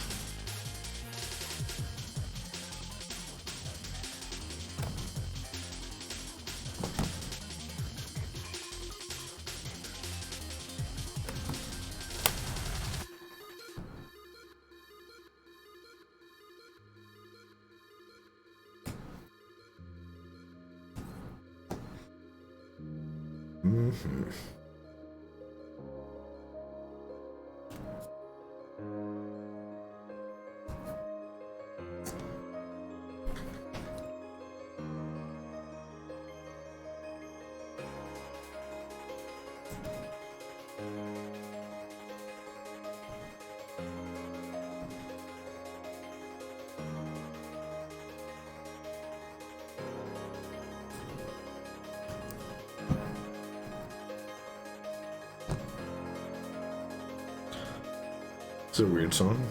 Sounds okay though. I don't know what that weird pixie dust sound was there, but I'll take it.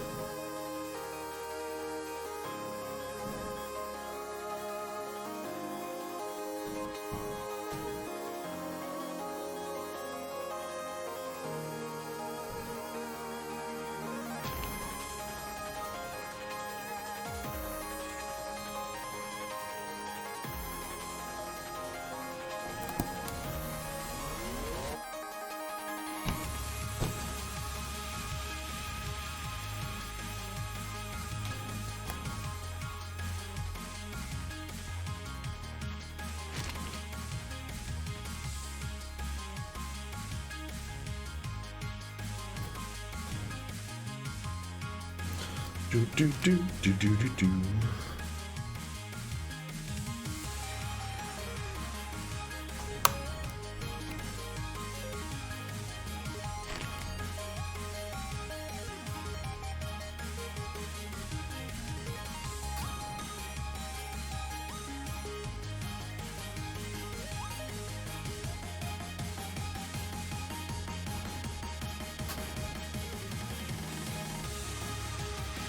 Okay.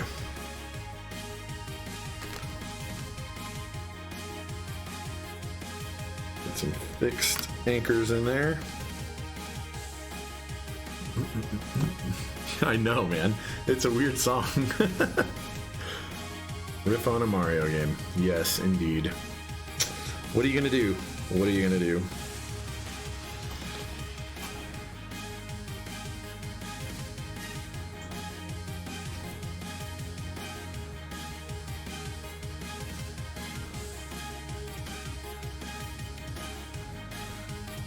Oof. That was a weird one. I did not want to fit in there.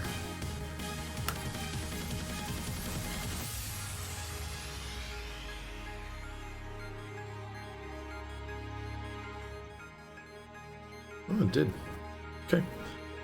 Man, these are tight. This is actually really tight. Yeah, these are really actually quite tight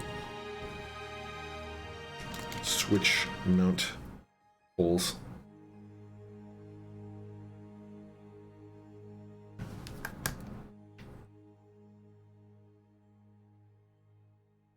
Plate holes? That's what we'll call it. Plate holes.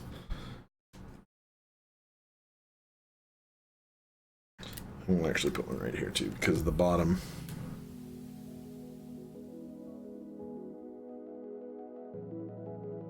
Yeah, it's really tight actually.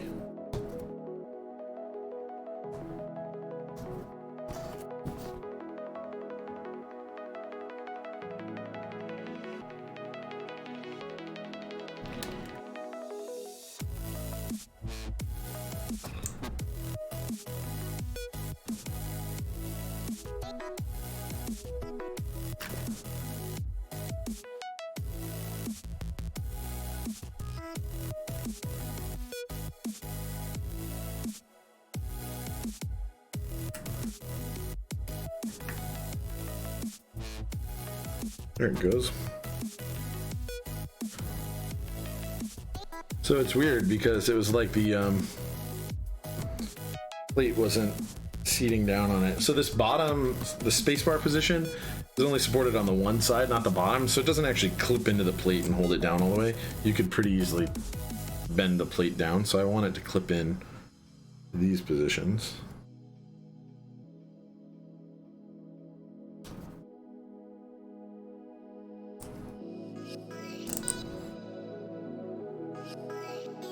Yeah, that isn't really clipping in right there. This one isn't. Try not to.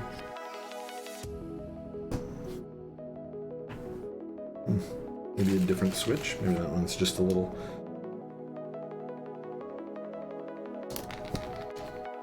Out of spec.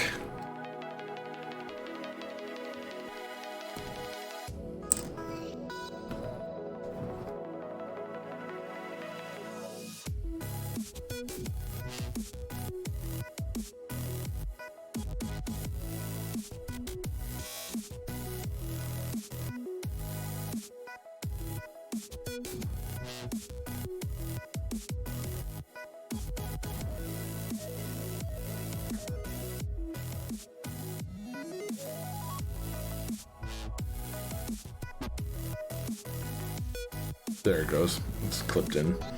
Cool. Alrighty then. Tons of support. Before we do anything crazy, I'm gonna do this one. You know, what I shouldn't have done. I'll fix it. I shouldn't have actually left the top and the bottom on. Or together, rather. Because I want to test the top. Make sure that our layout is all good.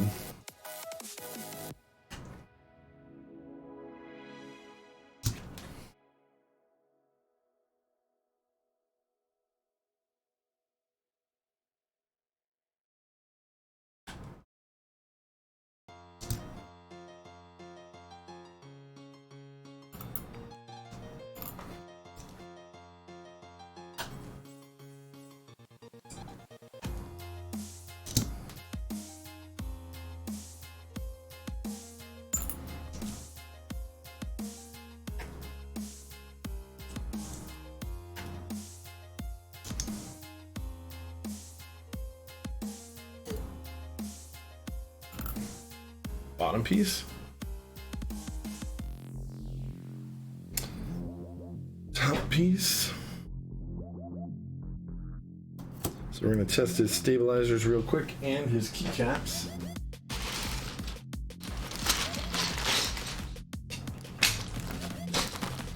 I mean, the keycaps are pretty straightforward, but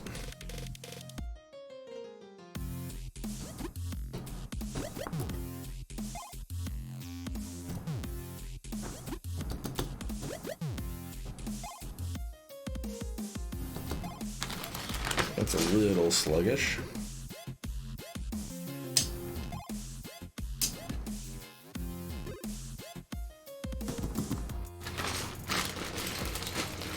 We'll fix that really quick.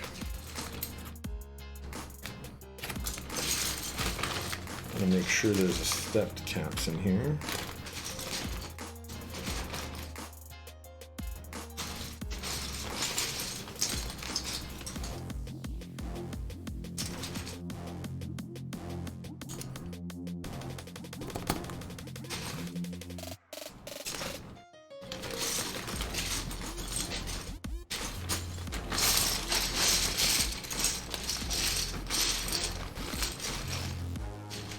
In case the customer didn't send it or doesn't have it or something, make sure that we're right.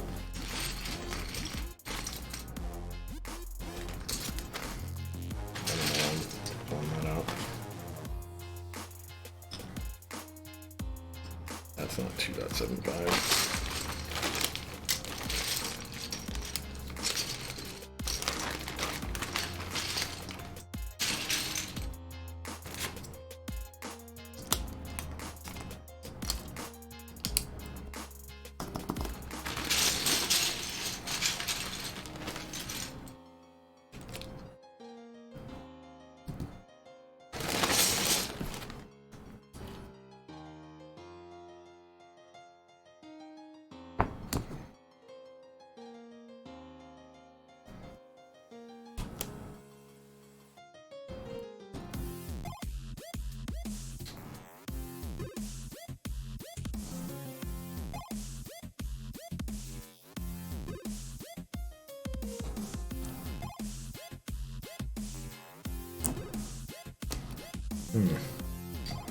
What's up with that interference?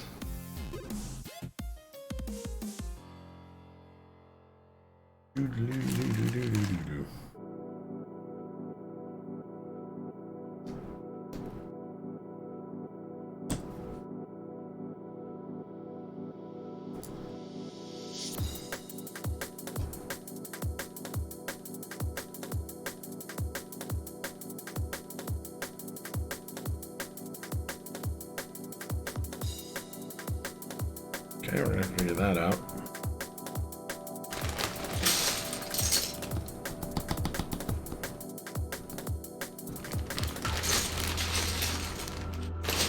And then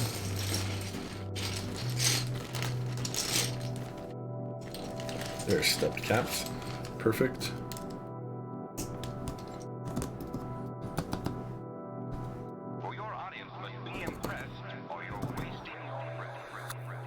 It's not sluggish. I don't know what that is. Okay, anyway, I'm gonna make sure the bottom row layout is good.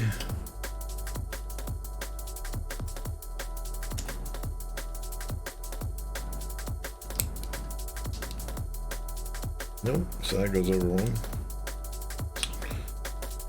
That's right.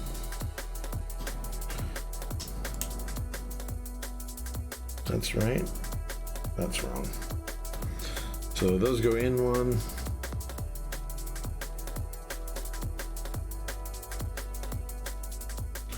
That's easy enough.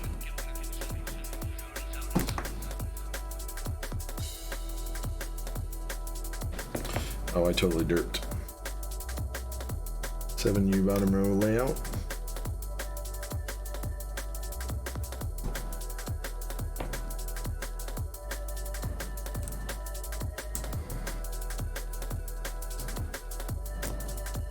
Perfect.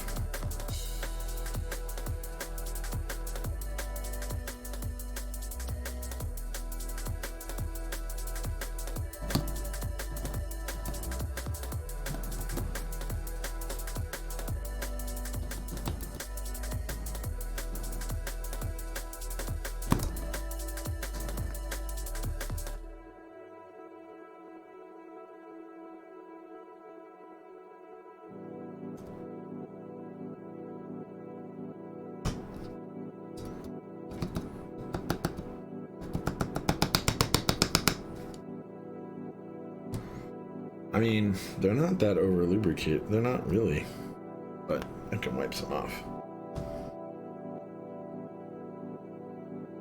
For your audience must be impressed or you're wasting.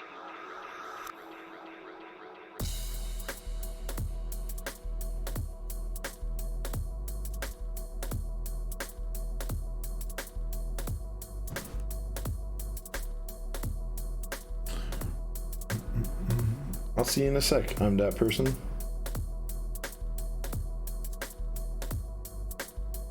You be right back.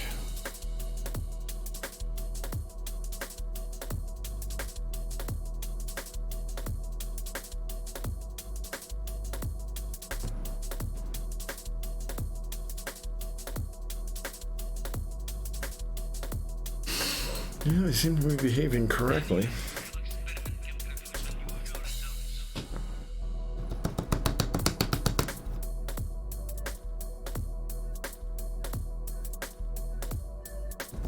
I think it has to do with the weight of helios and telios sometimes.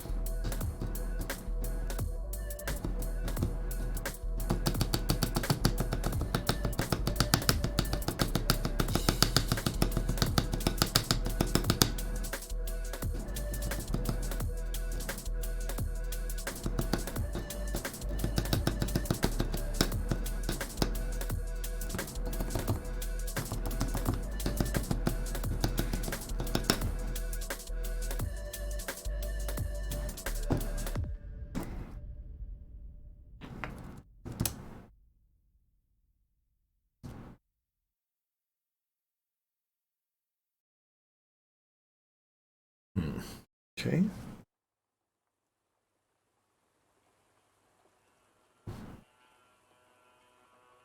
I don't know. It doesn't look over lubed. Actually looks the right amount of lubed, but I can pull any excess off.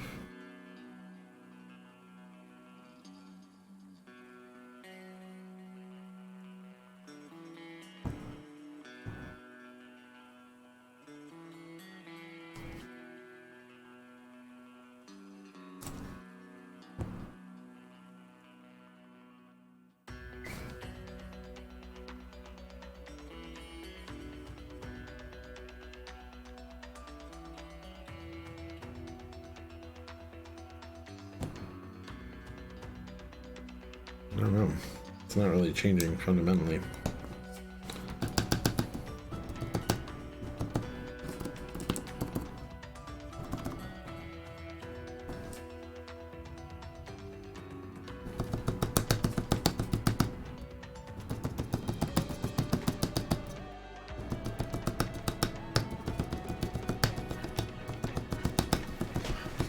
Hold on.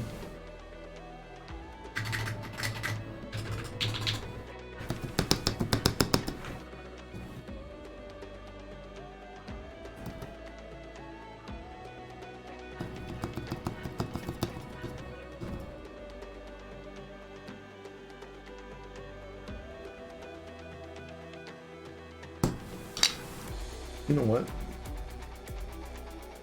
Actually, more than anything, it feels like alignment of the spacebar. Yeah, because there's like no resistance here. Cheers.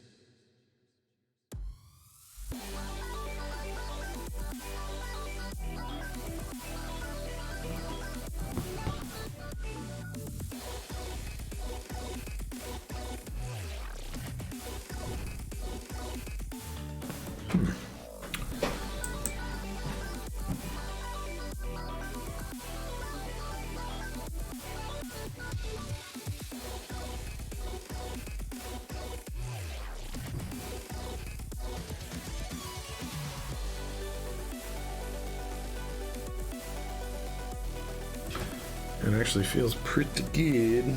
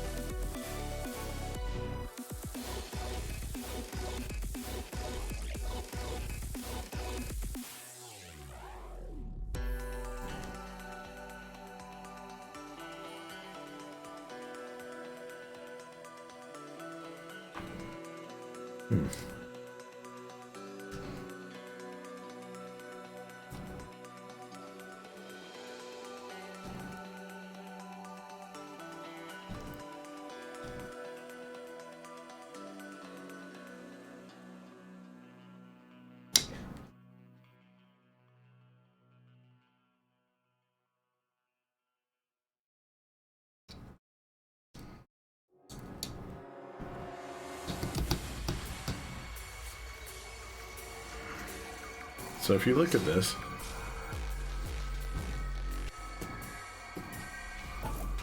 right?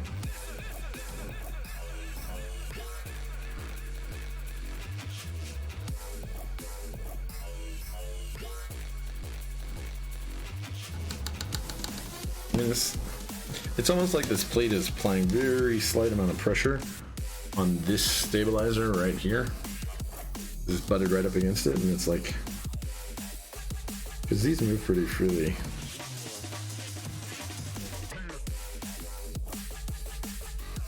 We're turning that W-ness off.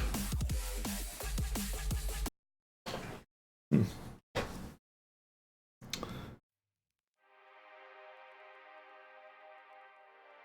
I think it just is what it is at this point.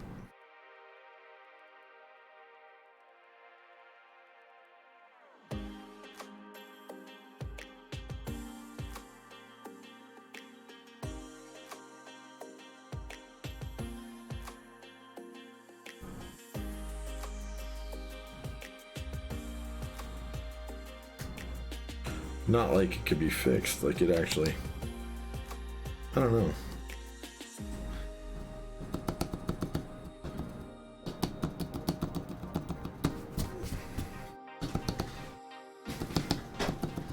No, that's actually pretty good right now.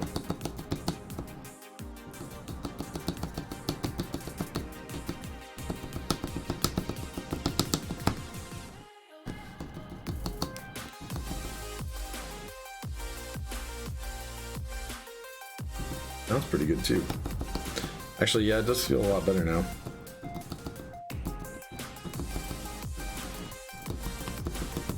I guess with a Helio, it's never going to be as fast a return as these, literally because the spacebar's weight is increased.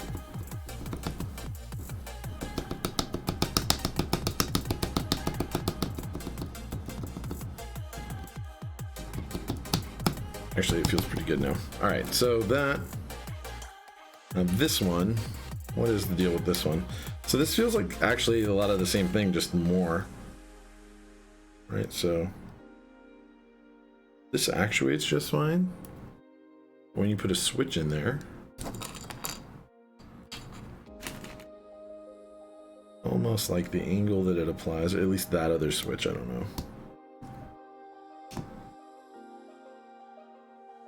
Yeah, it's made to go the other way. So this is the reason that this isn't working. And it's stuck down.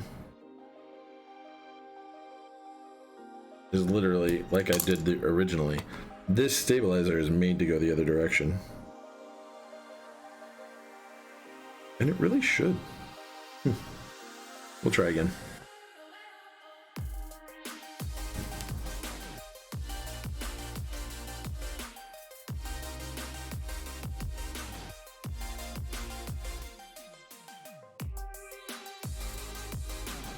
Okay. So we know that he's going the outside. Inside. Actually, they all go in.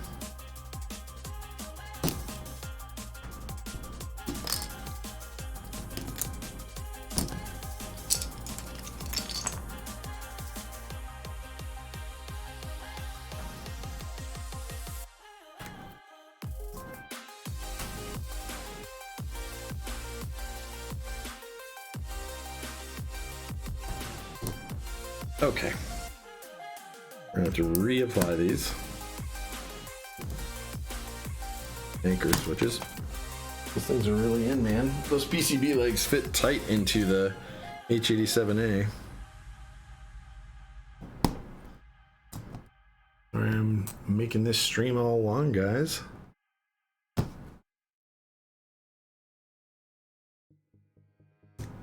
Those are easy. Easy, easy.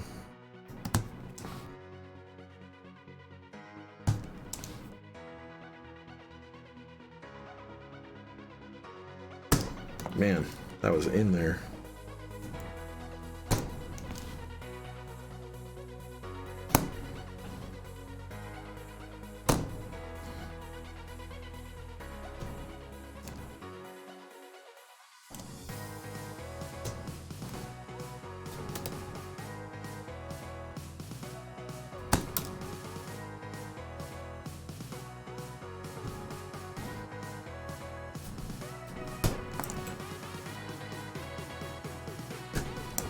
Yeah, those PCB legs are tight, tight, tight.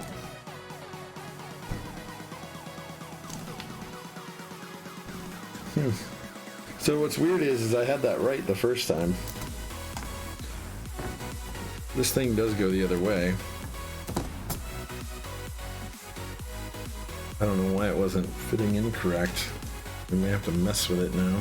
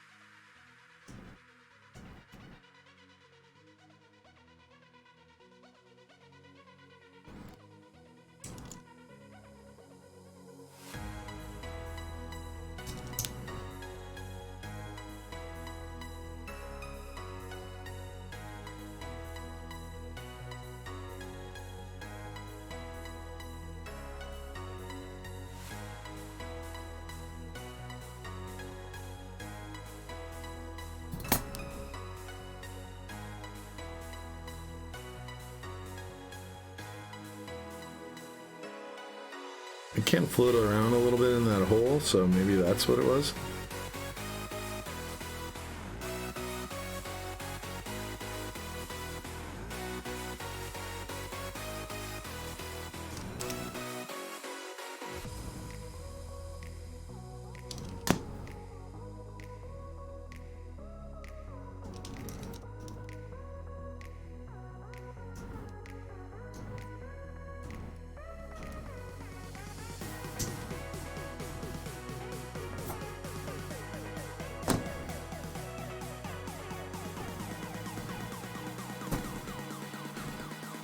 Okay, that looks like it fits.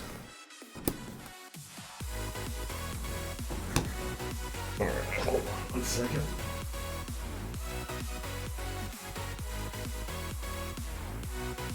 Thumbs up that song, because I liked it.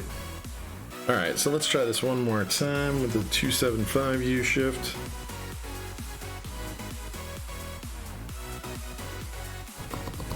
Okay. So that seems better. We'll try the other ones.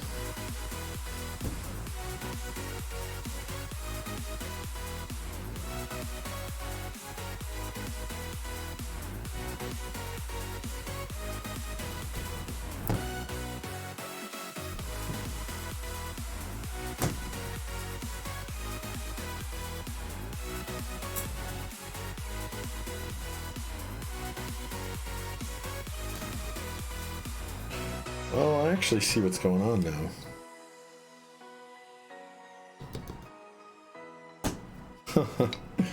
That's cute.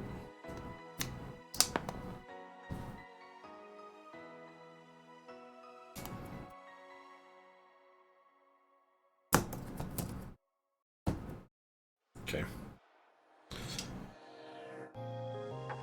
So these go in the other way too, or can. I normally like the stabilizer wire pointed down. That's what's going on.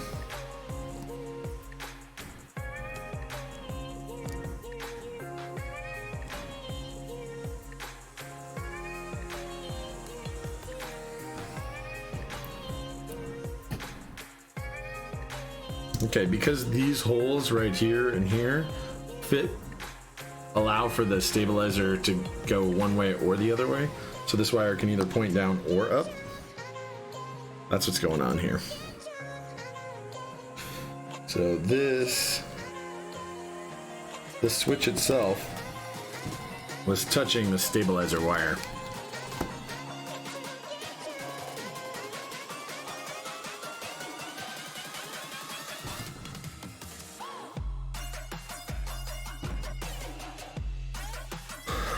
So literally what I did right there is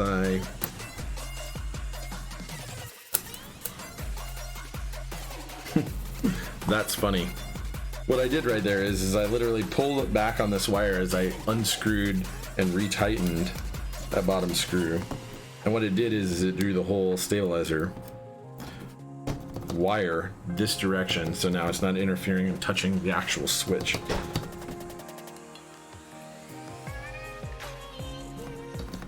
Well, now the only thing that needs to be done to make sure that that works is to make sure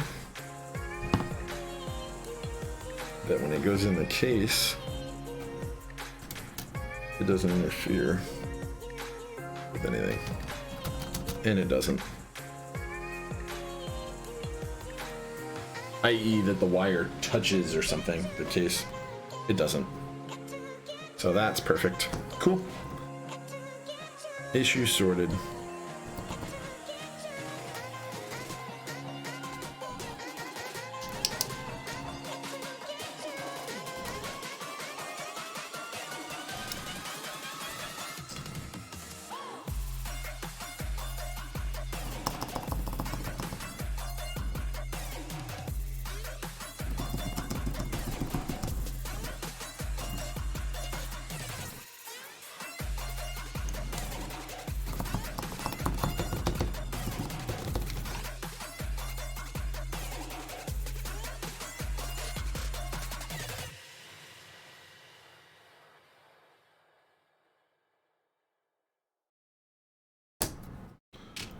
Okay, perfect, guys.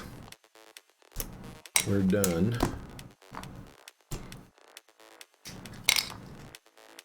With that portion. This is not my build. This is a customer build, which is why I'm even more anal about it. I mean, don't get me wrong, I build my own builds, right, too. Just, this is a customer build. It's got to be 100% right. We're already on like 2.5 hours and I haven't even been soldering. Psh, come on, guys. Going way slow. Okay, we're gonna get these anchor switches in real quick so we can get going. Okay. Innermost, innermost.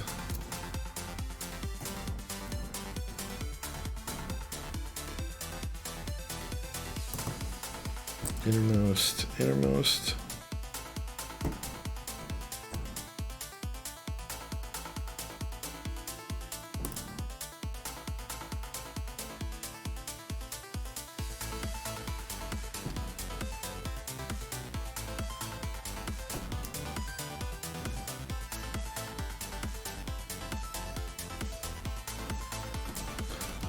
It's okay. I take a lot of time to make sure that customer boards get done correctly.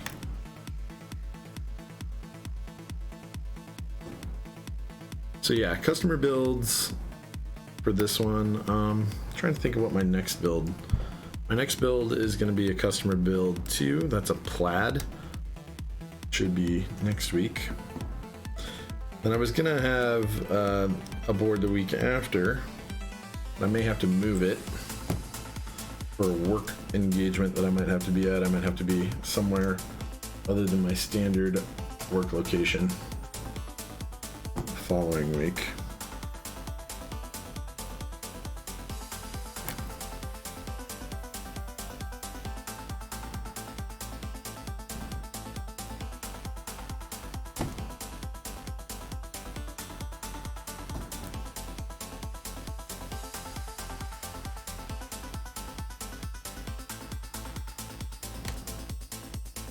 Okay. So now, here we go. We're gonna start soldering these anchor switches in.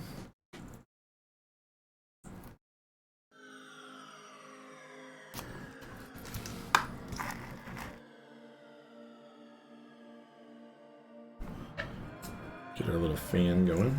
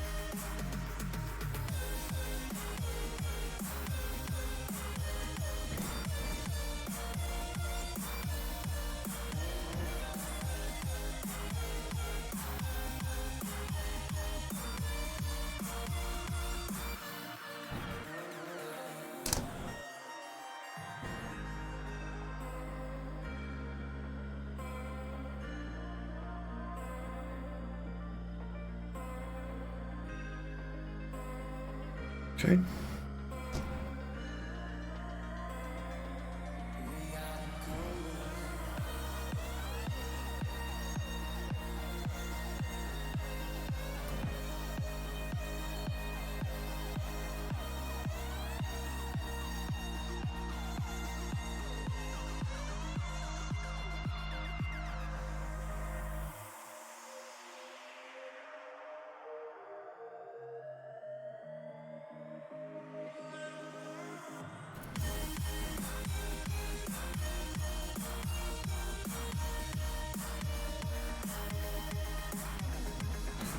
Solder this guy together.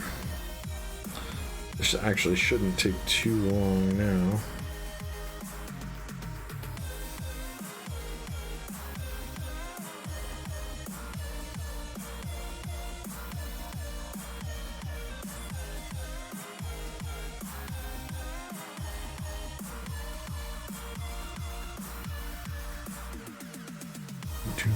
Do.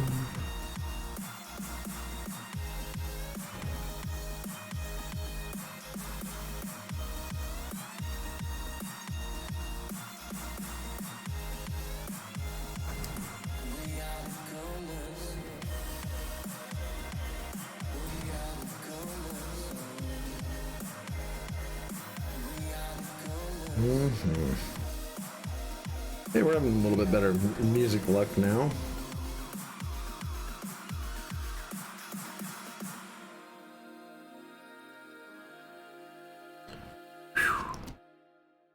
Adding customer build. Yep.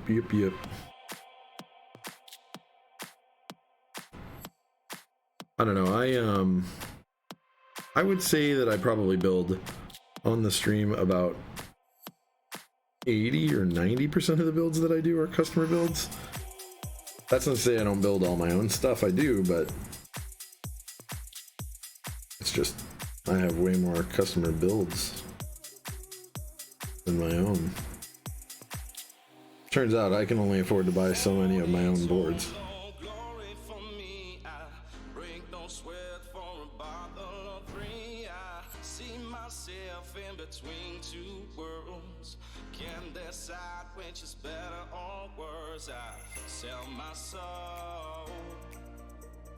I don't know. I like building other people's boards though. I normally get pretty good feedback. I think I've ever had any like real bad feedback.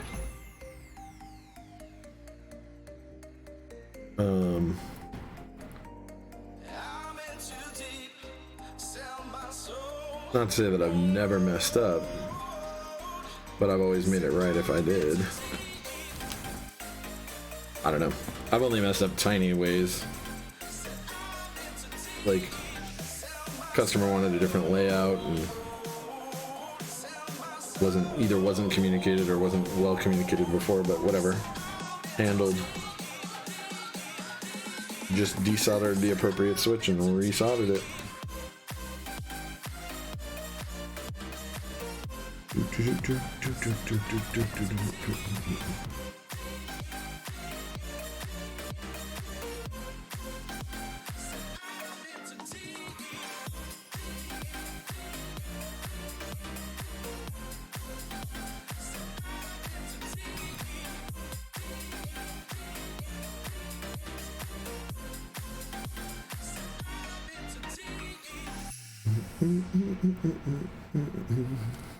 Some say life is short and you'll see what's behind you is your Okay. history. I can't think about the things I miss. So happy living Anchor more? No? Okay. You randomly found me today. You're new to the keyboard scene, just looking around, finding peeps to watch. Hey man, well I'm glad that you could come join me. I really am. Generally speaking, try and make sure that we get good products here. We do builds well. There's other people that are doing it though. Some of them are really, really good. Like really good. So I watch people doing the same thing as well. Did you get into the scene finding videos, or how did you find the scene? I'm always curious about it. Because for me, it was like a friend showing me a keyboard, and I was like, that's ridiculous, spending that much on a keyboard, blah blah blah. Fast forward, now I'm deep in the hobby. Deep in this hobby. Deep, deep, deep.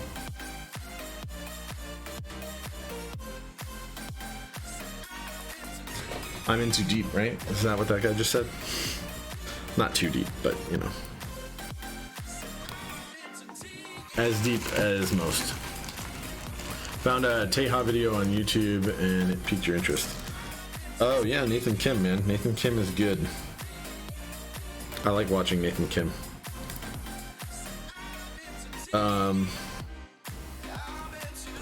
I try to poke my head into his stream when he's doing his too. See what he's up to. He's a good guy too. Nice, trying to look out for the... Basically, I would say that one of the big benefits that a lot of the streamers give is community. Like, it gives the people a way to connect. And Nathan definitely has that going on because a lot of people watch and he's very supportive of the community.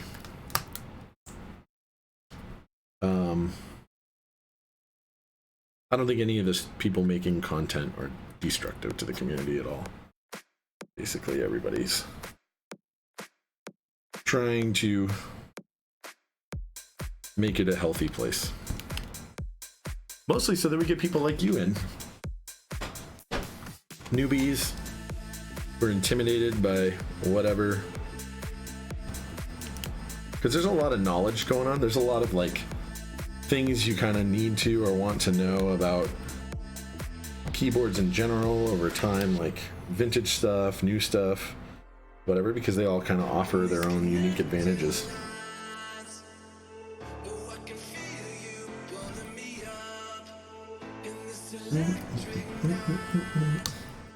Hey man, I hope this song doesn't go all W and we don't have to change it. Doesn't sound like it will.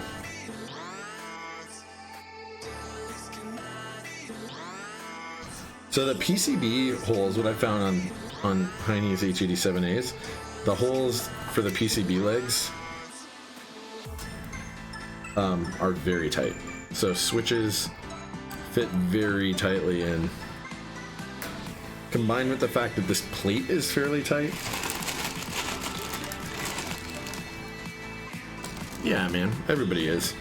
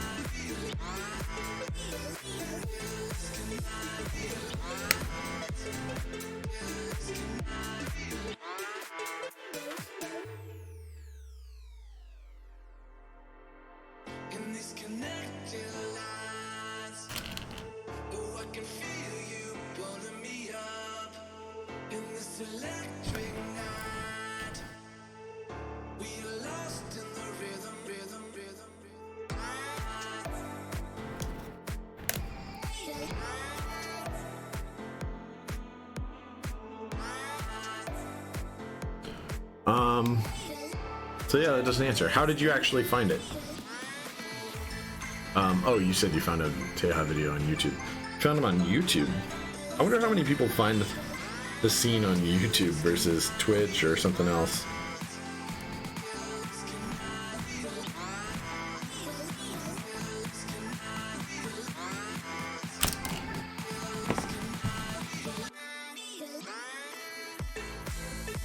Seems like a less likely venue. Even though I get way more views on Twitch or on YouTube than I do on Twitch of the VODs. I guess it's just a bigger, in general, platform. And some of these are extraordinarily tight.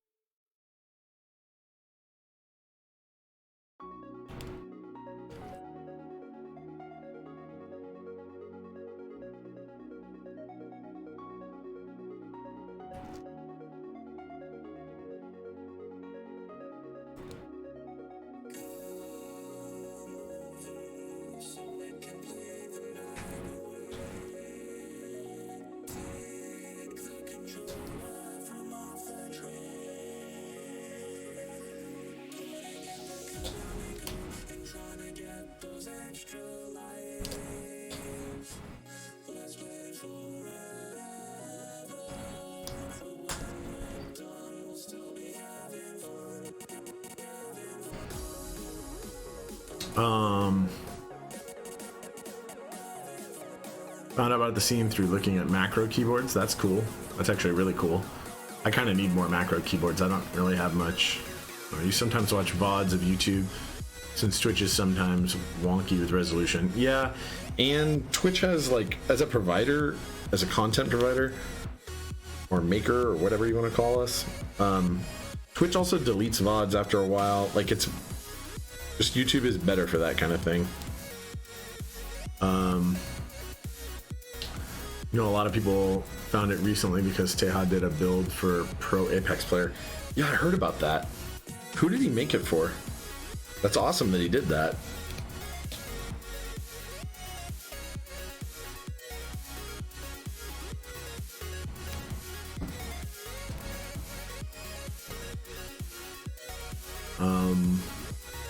Dizzy, yeah, okay. Then you got sucked in by the super nice custom keycaps. Yeah, it'll do that. This board is gonna have, this board's keycaps are crazy, crazy nice. This is GMK Olivia. I don't have a link handy, but you should totally look it up because it seems like a ridiculous, I don't know, when I very first saw GMK Olivia renders, I was like, meh. Which is funny because I came into the scene after GMK Olivia was like readily, well, had not readily available, it's not readily available now, but had been produced.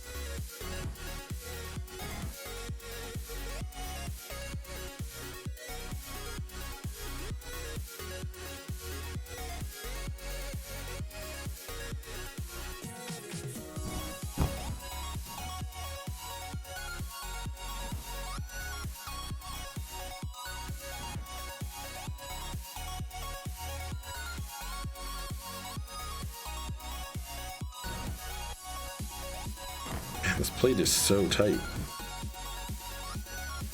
Making sure that it's clipping to all the top and bottom sides of the switches. That's what I'm doing there with that plastic spudger, so they don't scratch the plate.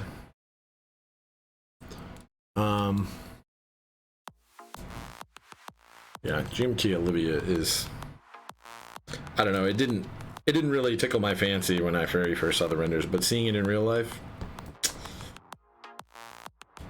it's pretty premium stuff.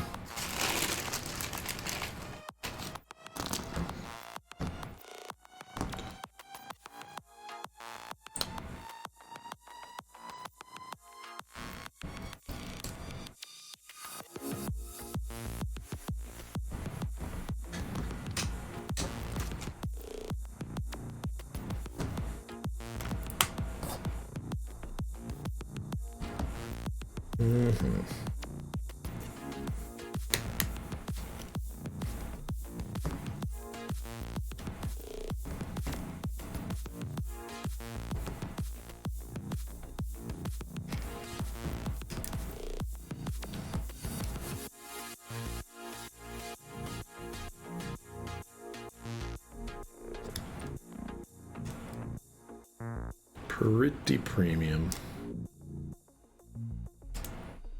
Okay. 2 more switches.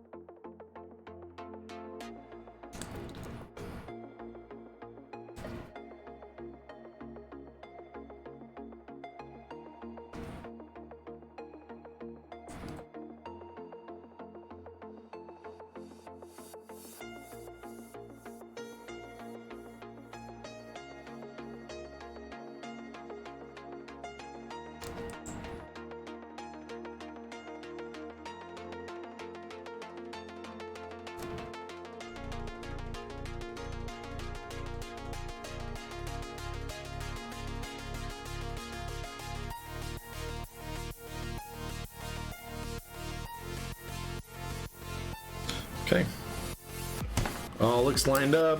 All of our gaps are, so for those of you who haven't watched before, we're making sure all of our gaps between the PCB and the bottom of the switches is good. We're making sure that everything appears to be in a line.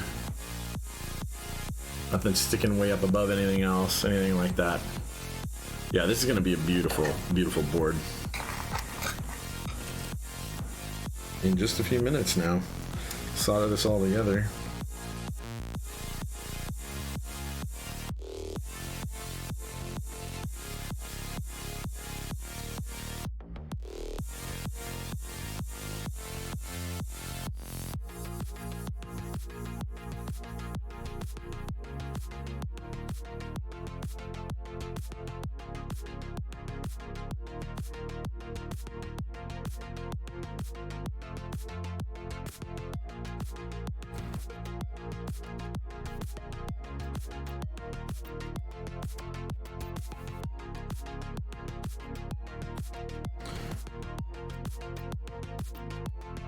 So what did Nathan Kim Teha types make for Dizzy? Like, what kind of a board was it? Do we know?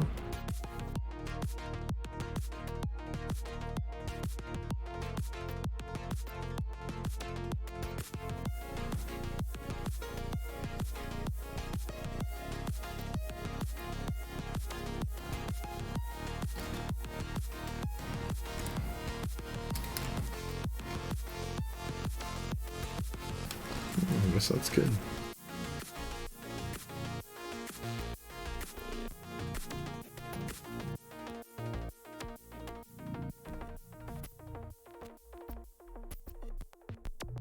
Anyone know off there? An M65, and Dizzy is gaming on a 65% keyboard. I mean, I guess there's no reason you couldn't.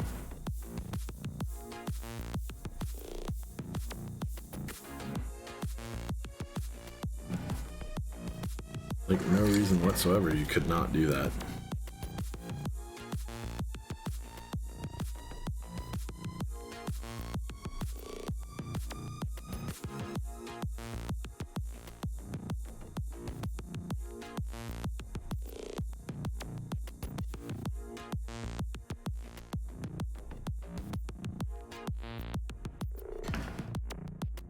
Hold on a sec. Okay.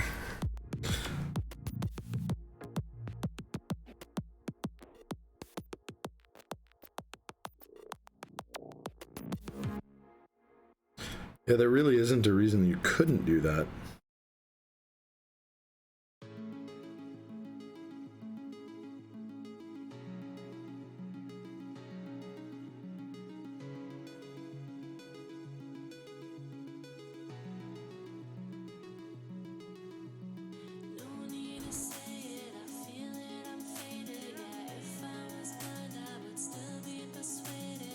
And that's a cool board too, actually. Oh, a Fjell. Okay. Fjell with Holy Pandas. Okay. Well, Holy Pandas are cool. Holy Jesus or Yaks or actual Holy Pandas.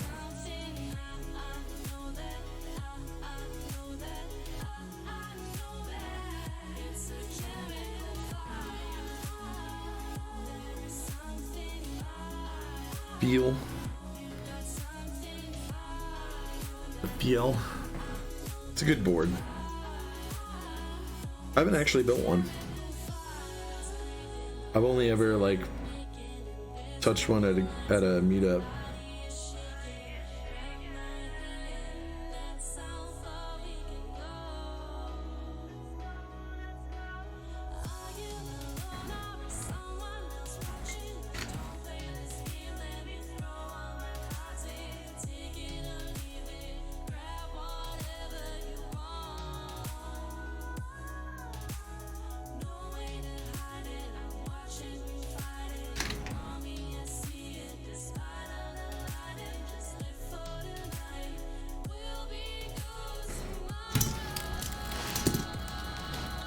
Okay, we're all tangled up here. We're gonna untangle. You're gone.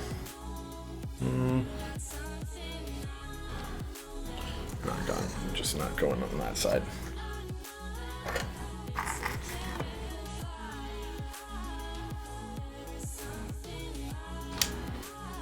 Holy red yaks. Okay, with the true stem.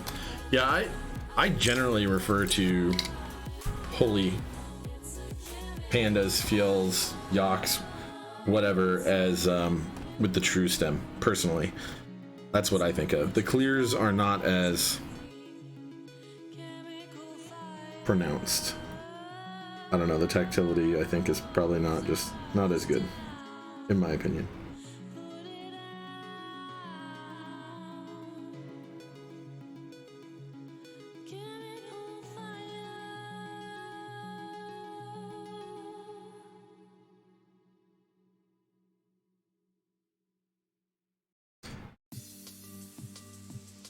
Then again, anybody who's watched my stream before knows I'm definitely a fan of heavier switches and heavier tactility.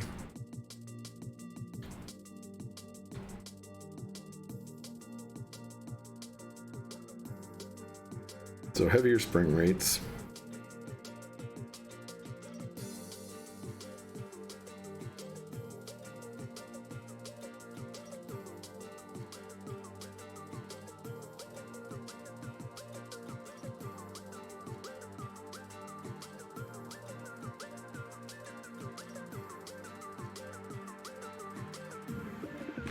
And sharper, bumpier tactility. I don't know. I actually like smoother, not sharper, but heavier tactile bump, like a bigger bump. Like Zeal V2, in my opinion, way better than Zeal V1. Holy Pandas with Halo True, better than Halo Clear. IMO.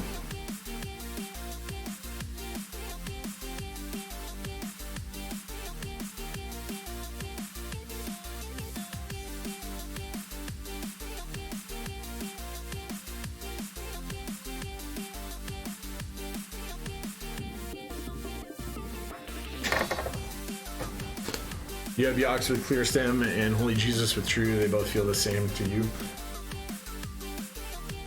I don't know. I think they feel a little bit better with the true, but maybe that's just my. I haven't done like a lot of objective side-by-side comparisons, so maybe it's just in my mind that way.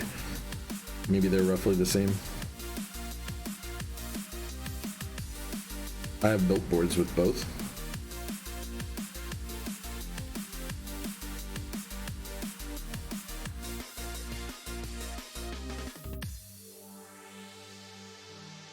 If nothing else, they're less visually confusing. I mean, I guess if you see a red-bodied, clear-stemmed thing, you're probably just going to assume that it's a holy yak. However, technically there are other clear stems, right, that could be used.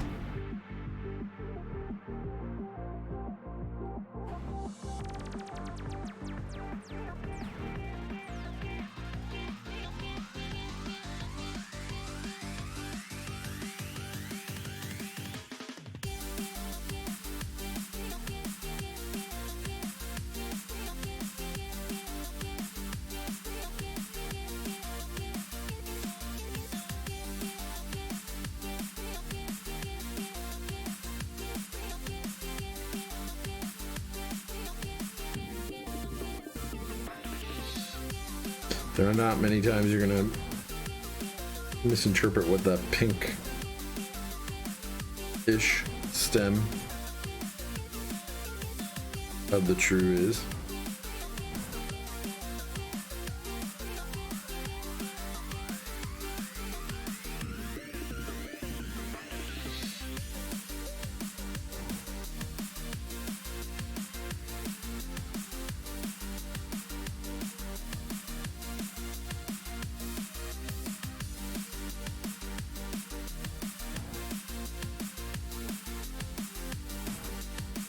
I'm sure Huey or Hata or somebody has made force curve graphs and can tell us if they look about the same or not.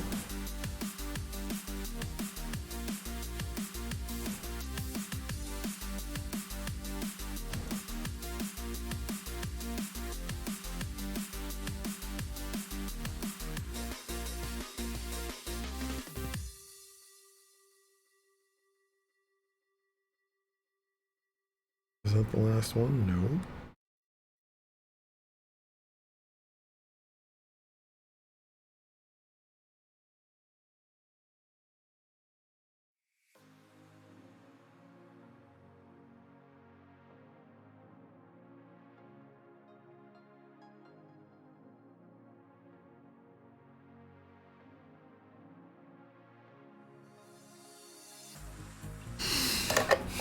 Okay. You believe the stem is the same, the only difference is spring difference. You might be right. You might be totally right. Just a different color plastic, maybe. I do not know. Not for sure.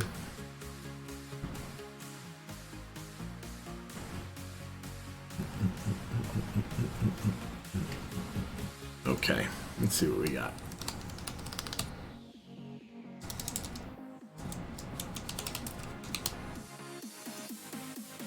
Is 7 actually chattering, or did I just push it too much?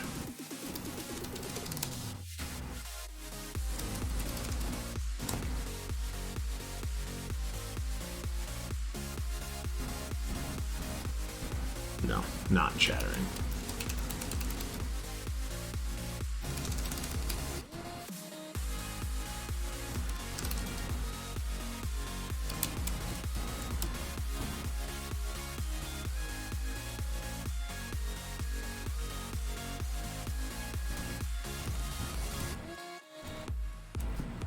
Okay. Anyway.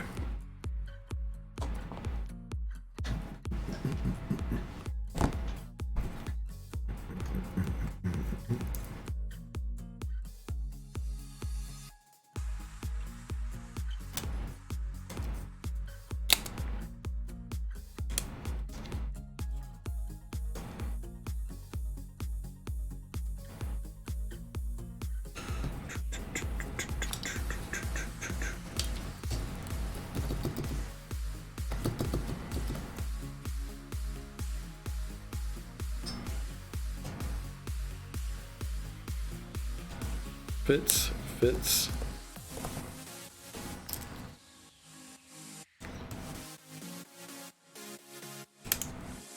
Fits. Fits. Yerp.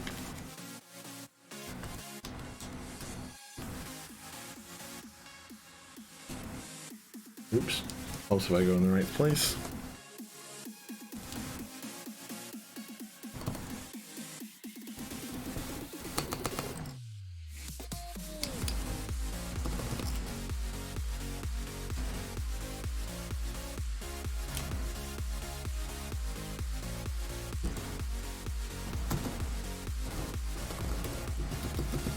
Perfect. Okay, guys.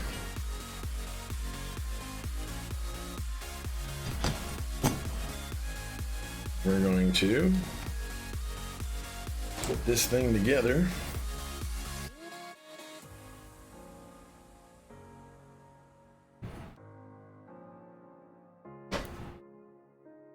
Without keycaps would probably be easier.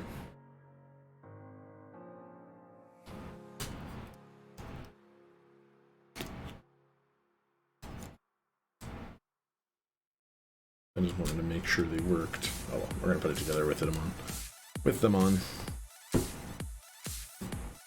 Because we're here now.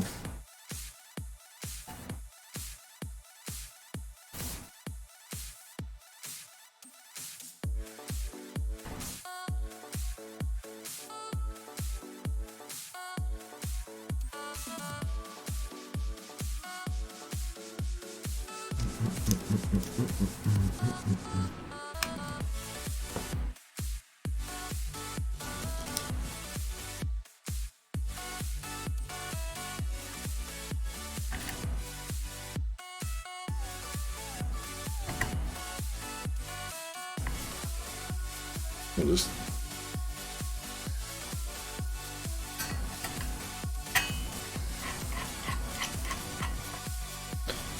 kind of getting them threaded in just a little bit, not like tightening them at all. Suck the life right out of my veins when you spoke my name. Got the kind of thing going that tips the scales. Yeah, you keep me sane.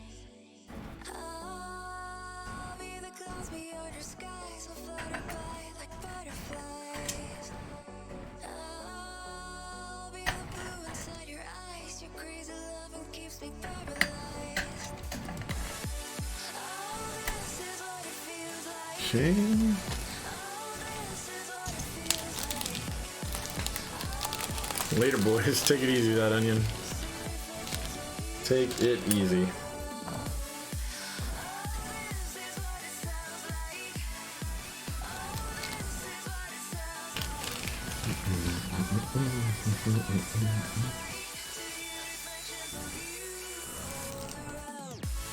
Get this on here. Oh. Prevent any unwanted scratches on the bottom. And just being in contact with whatever. I like these bump-ons. They're nice. They're not super big. They stick way out.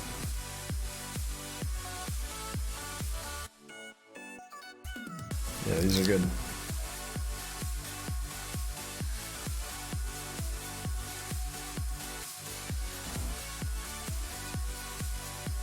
Okay, there we go.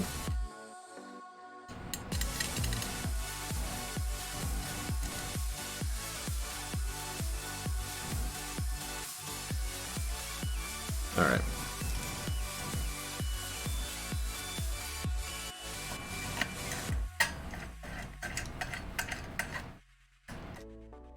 Okay, so we're getting them all up there snug and then backing them out just a little bit.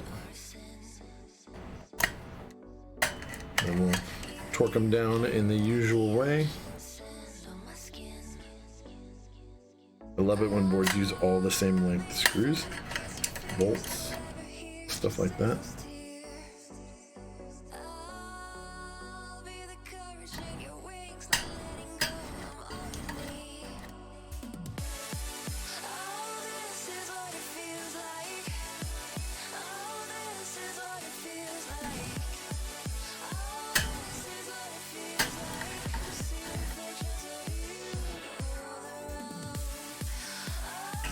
Oh, those are hex 2 also, not 2.5. I actually think I would have done 3 on the weight screws.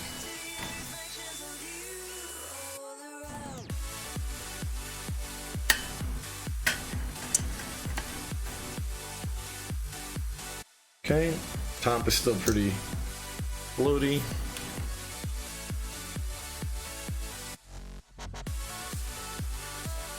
Line up those corners, it feels like.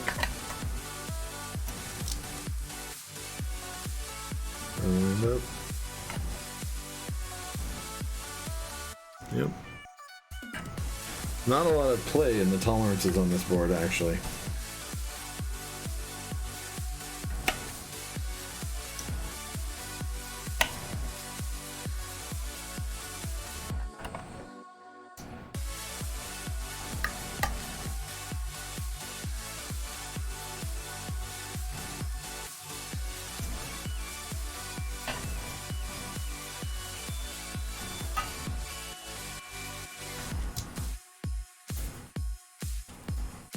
Okay. Sounds good so far. Get these keycaps on. We'll be done.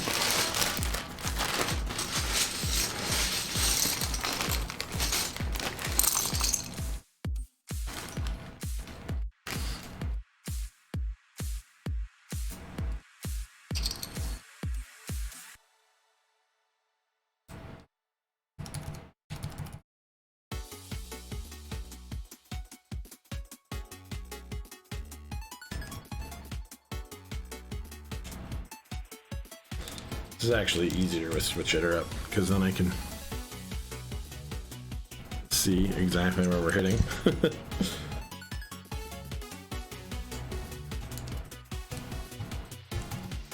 Helps if I don't freaking make it chatter or seem like it's chattering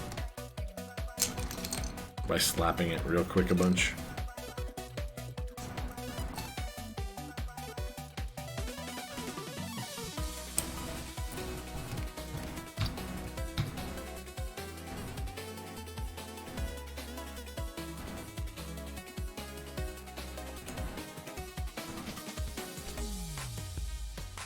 We're gonna leave that on. Those we won't need. What's this? Part 2.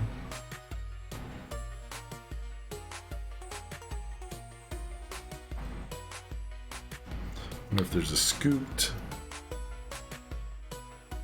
Okay, well.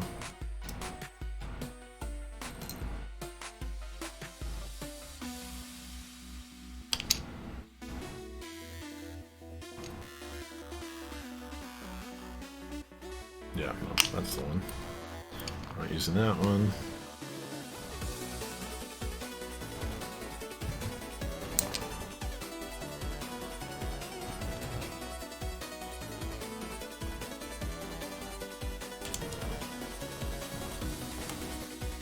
Nope. 10. There's a scooped.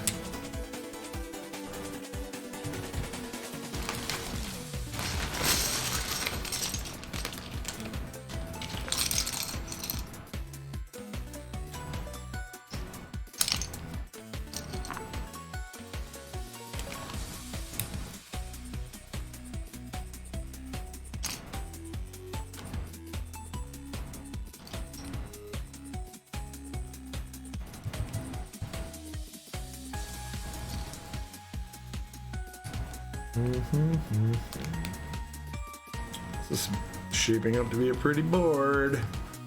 Yeah, man, it's GMK Olivia.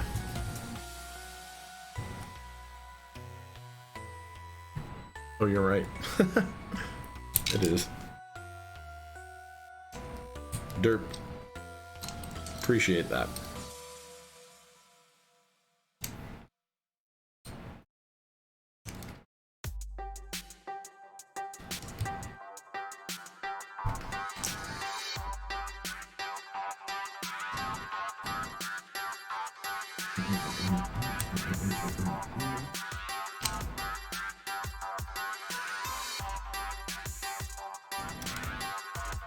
Man, this does look really, really nice.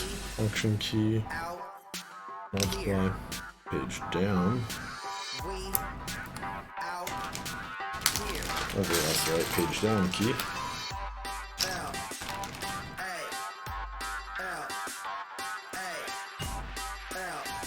Alright, we're gonna do this. You can find me in LA. No idea what this song is. Page up.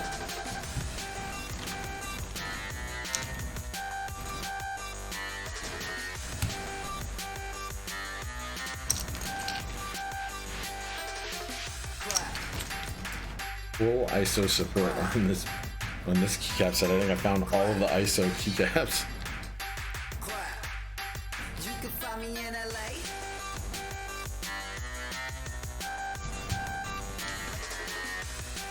Yep, well, there's one more. Welcome to LA, my city, we winning. I'm getting high as the ceiling. 12 boys, they be the illest. I got bees in the trap. Another one? And I squeeze on the rap.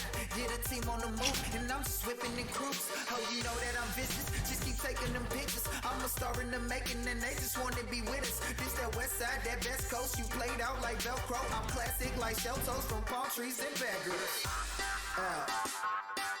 Not my fave, but you know.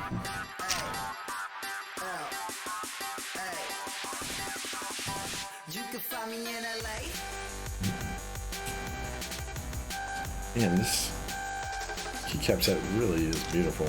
I don't know. I might have to get one someday. Like, it's just so expensive. I hope they rerun it.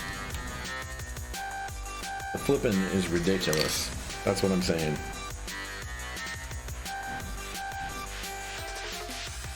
Flipping is stupid.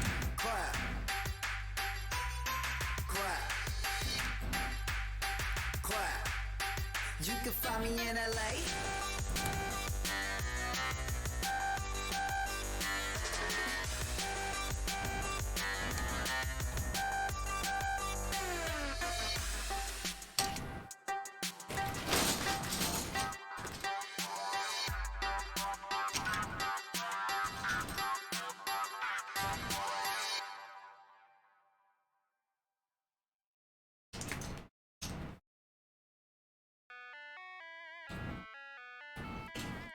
I mean, I think the accent arrows look better personally.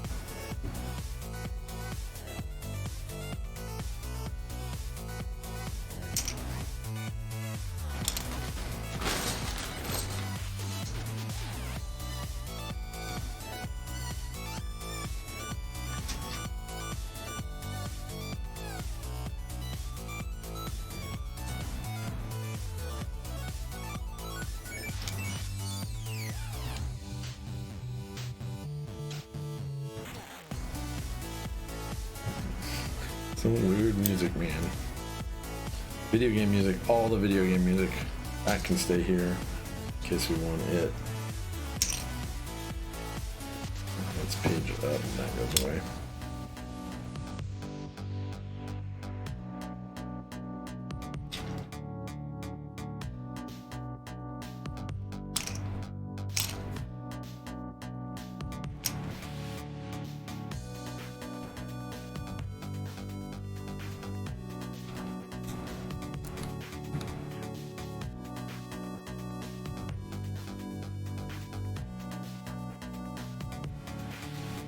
That and that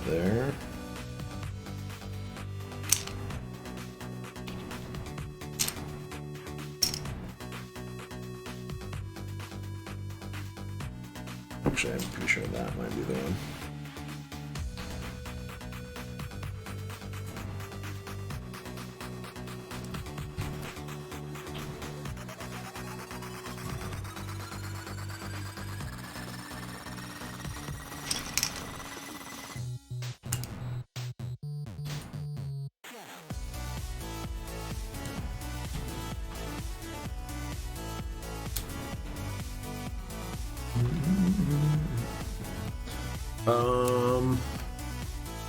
$800, yeah.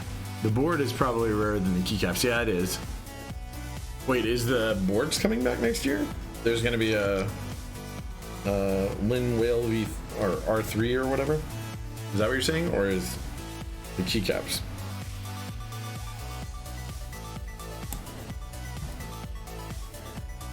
Yeah, this page down is going away.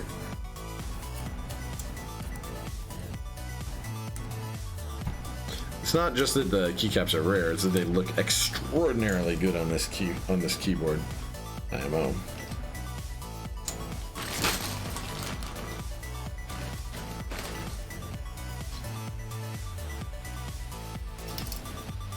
Olivia, that's great news for me. I'm down. I will buy some. Leave that up. We do need 12 though. 8.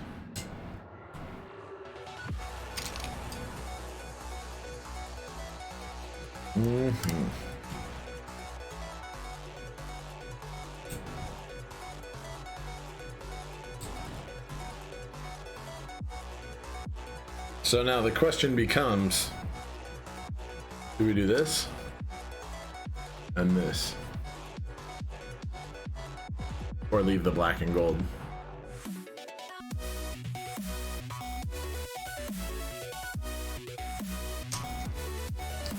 Or just that?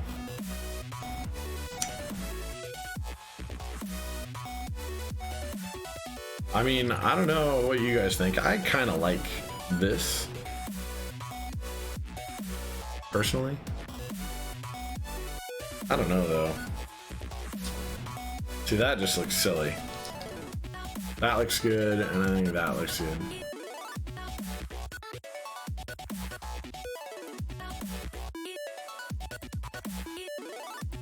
Mod colored pipe. You're saying leave it like this, but not the tilde? So you're saying basically like this. Both mod colored. Oh, okay. So you think they're both, leave them like this then, just like this. Okay. Or no, you said mod colored, so you're actually saying do it like this. Not alpha colored, mod colored. Okay, we'll leave it like this then. That's fine with me. And you guys like the accents the way they are, right? I hope. I hope. There's actually no black spacebar. They're all the, he sent me all the spacebars and they're all, yeah. So this is, we could do enter mod colored too, but I like this exactly the way it is. We're gonna do this. Cool. All right, now all we need to do is typing test on this, and then we should be good. We could do this too.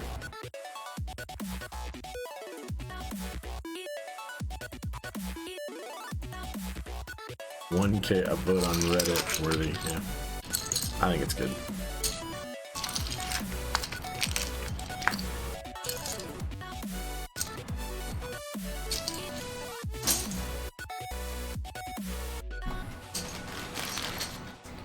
Alrighty then.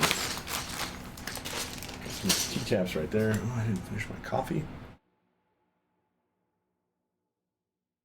What was I thinking?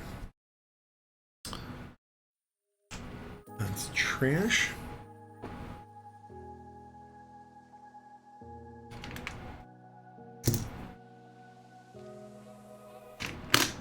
free and dive into the sky. Hear the wind crying Making sure everything looks good. while we're so ashamed to be alive. Break the chains and our freedom's ours at stake.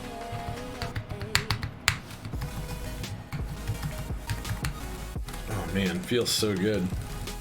Some of the best linear feeling switches I've ever felt, actually.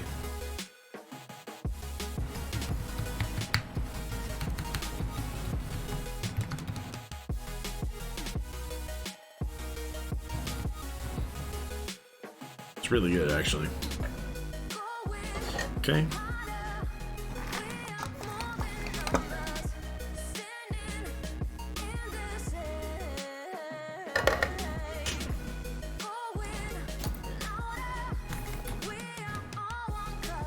All right, guys and girls, we're ready to do a little type and test, I think, on this. You guys are. All right, moving it over to the other rig. There's a light when the world is getting darker. I have a dream where love's the only side. So take my hand, join the army of the shadows. All right. Harder, we are more than numbers, standing in the shade.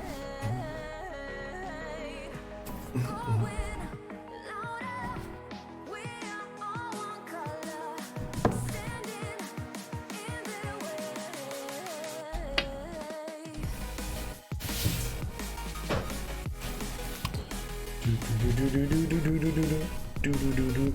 All right, Join the army of the shadows. I like it. We're gonna pause this though. Pull up this guy, get us some. I don't care about that. Oh, really? Wait for the silly ads. Man, that is a beautiful board, guys. Man, that is beautiful. We are gonna do though, for my typing pleasure. Don't worry, not scratching it. I have athletic tape on the back of this so that it doesn't scratch when it butts up against boards. It's so nice. Be nice if it was black though for this.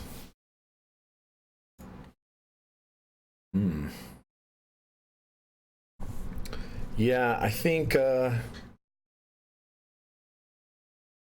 my typing test speed will not be so amazing personally, but we'll find out.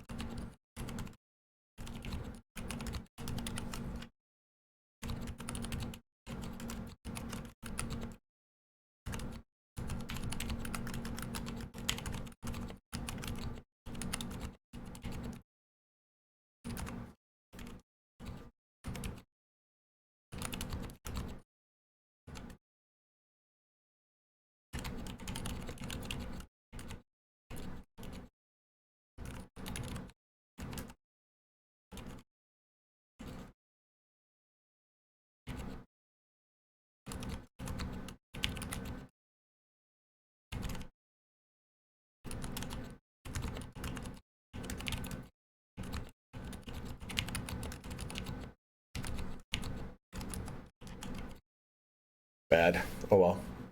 65 WPMs, whatevs. So just to kind of do the sounds, the mic is from the space bar about that length apart. So what, 9 inches, something like that. I could, in fact, tell you guys more precisely.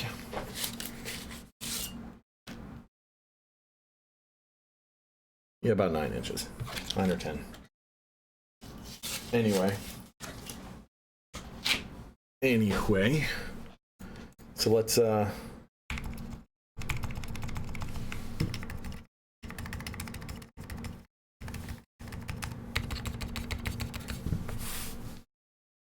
you guys a little more.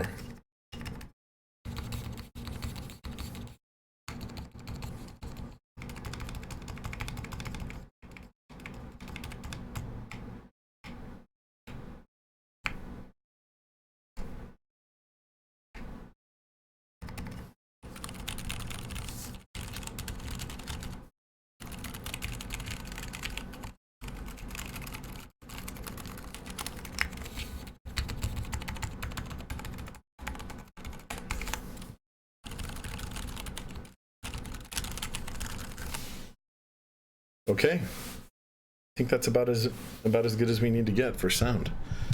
I don't know what you guys think about it. I think it's a pretty board. I think it does exactly what we want it to do. I mean, I actually typed pretty fast on it, considering that I haven't typed it all today. Stuff like that. I think I could do much better on it. It feels really good, guys. Like, I can feel the flex of that aluminum plate in there. You can even see it a little bit, right? I'm a fan. Well, all right, I guess that's as long as we need to go. Get that out of the way for you guys too. I hope the customer loves the board, honestly. I think he will. I think he will. It feels good. Performs well. Sounds pretty dead silent. We'll clean it up, pack it up, and get it out to the customer. Man, that keycap set, guys. Man, that keycap set. I am pretty excited about that. All right. Thank you for your guys' time. I appreciate it a lot. I hope you guys join me next time. I'm gonna stream on Wednesday. On Wednesday, I believe I'm making a plaid. Let me look at my build queue. Yeah, so looking at it right now, I have a plaid coming up, and then I'm gonna rebuild a white fox after that. Yeah, should be pretty good. I have some other stuff coming up that's pretty exciting though.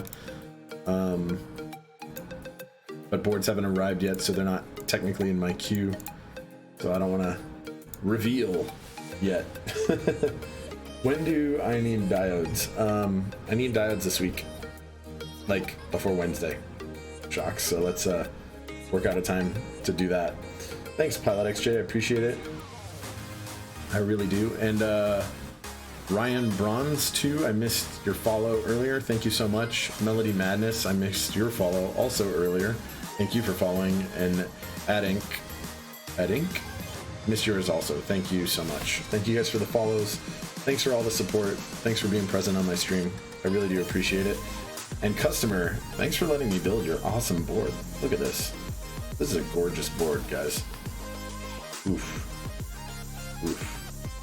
I don't know, it makes me rethink it. I might have to get myself a Lyn Whale at some point. Oh, you know what? Before I go, let's see how heavy this guy is. We'll do that. I need to make this part of my thing. You guys aren't going to be able to read this. I should always do this on the overhead one.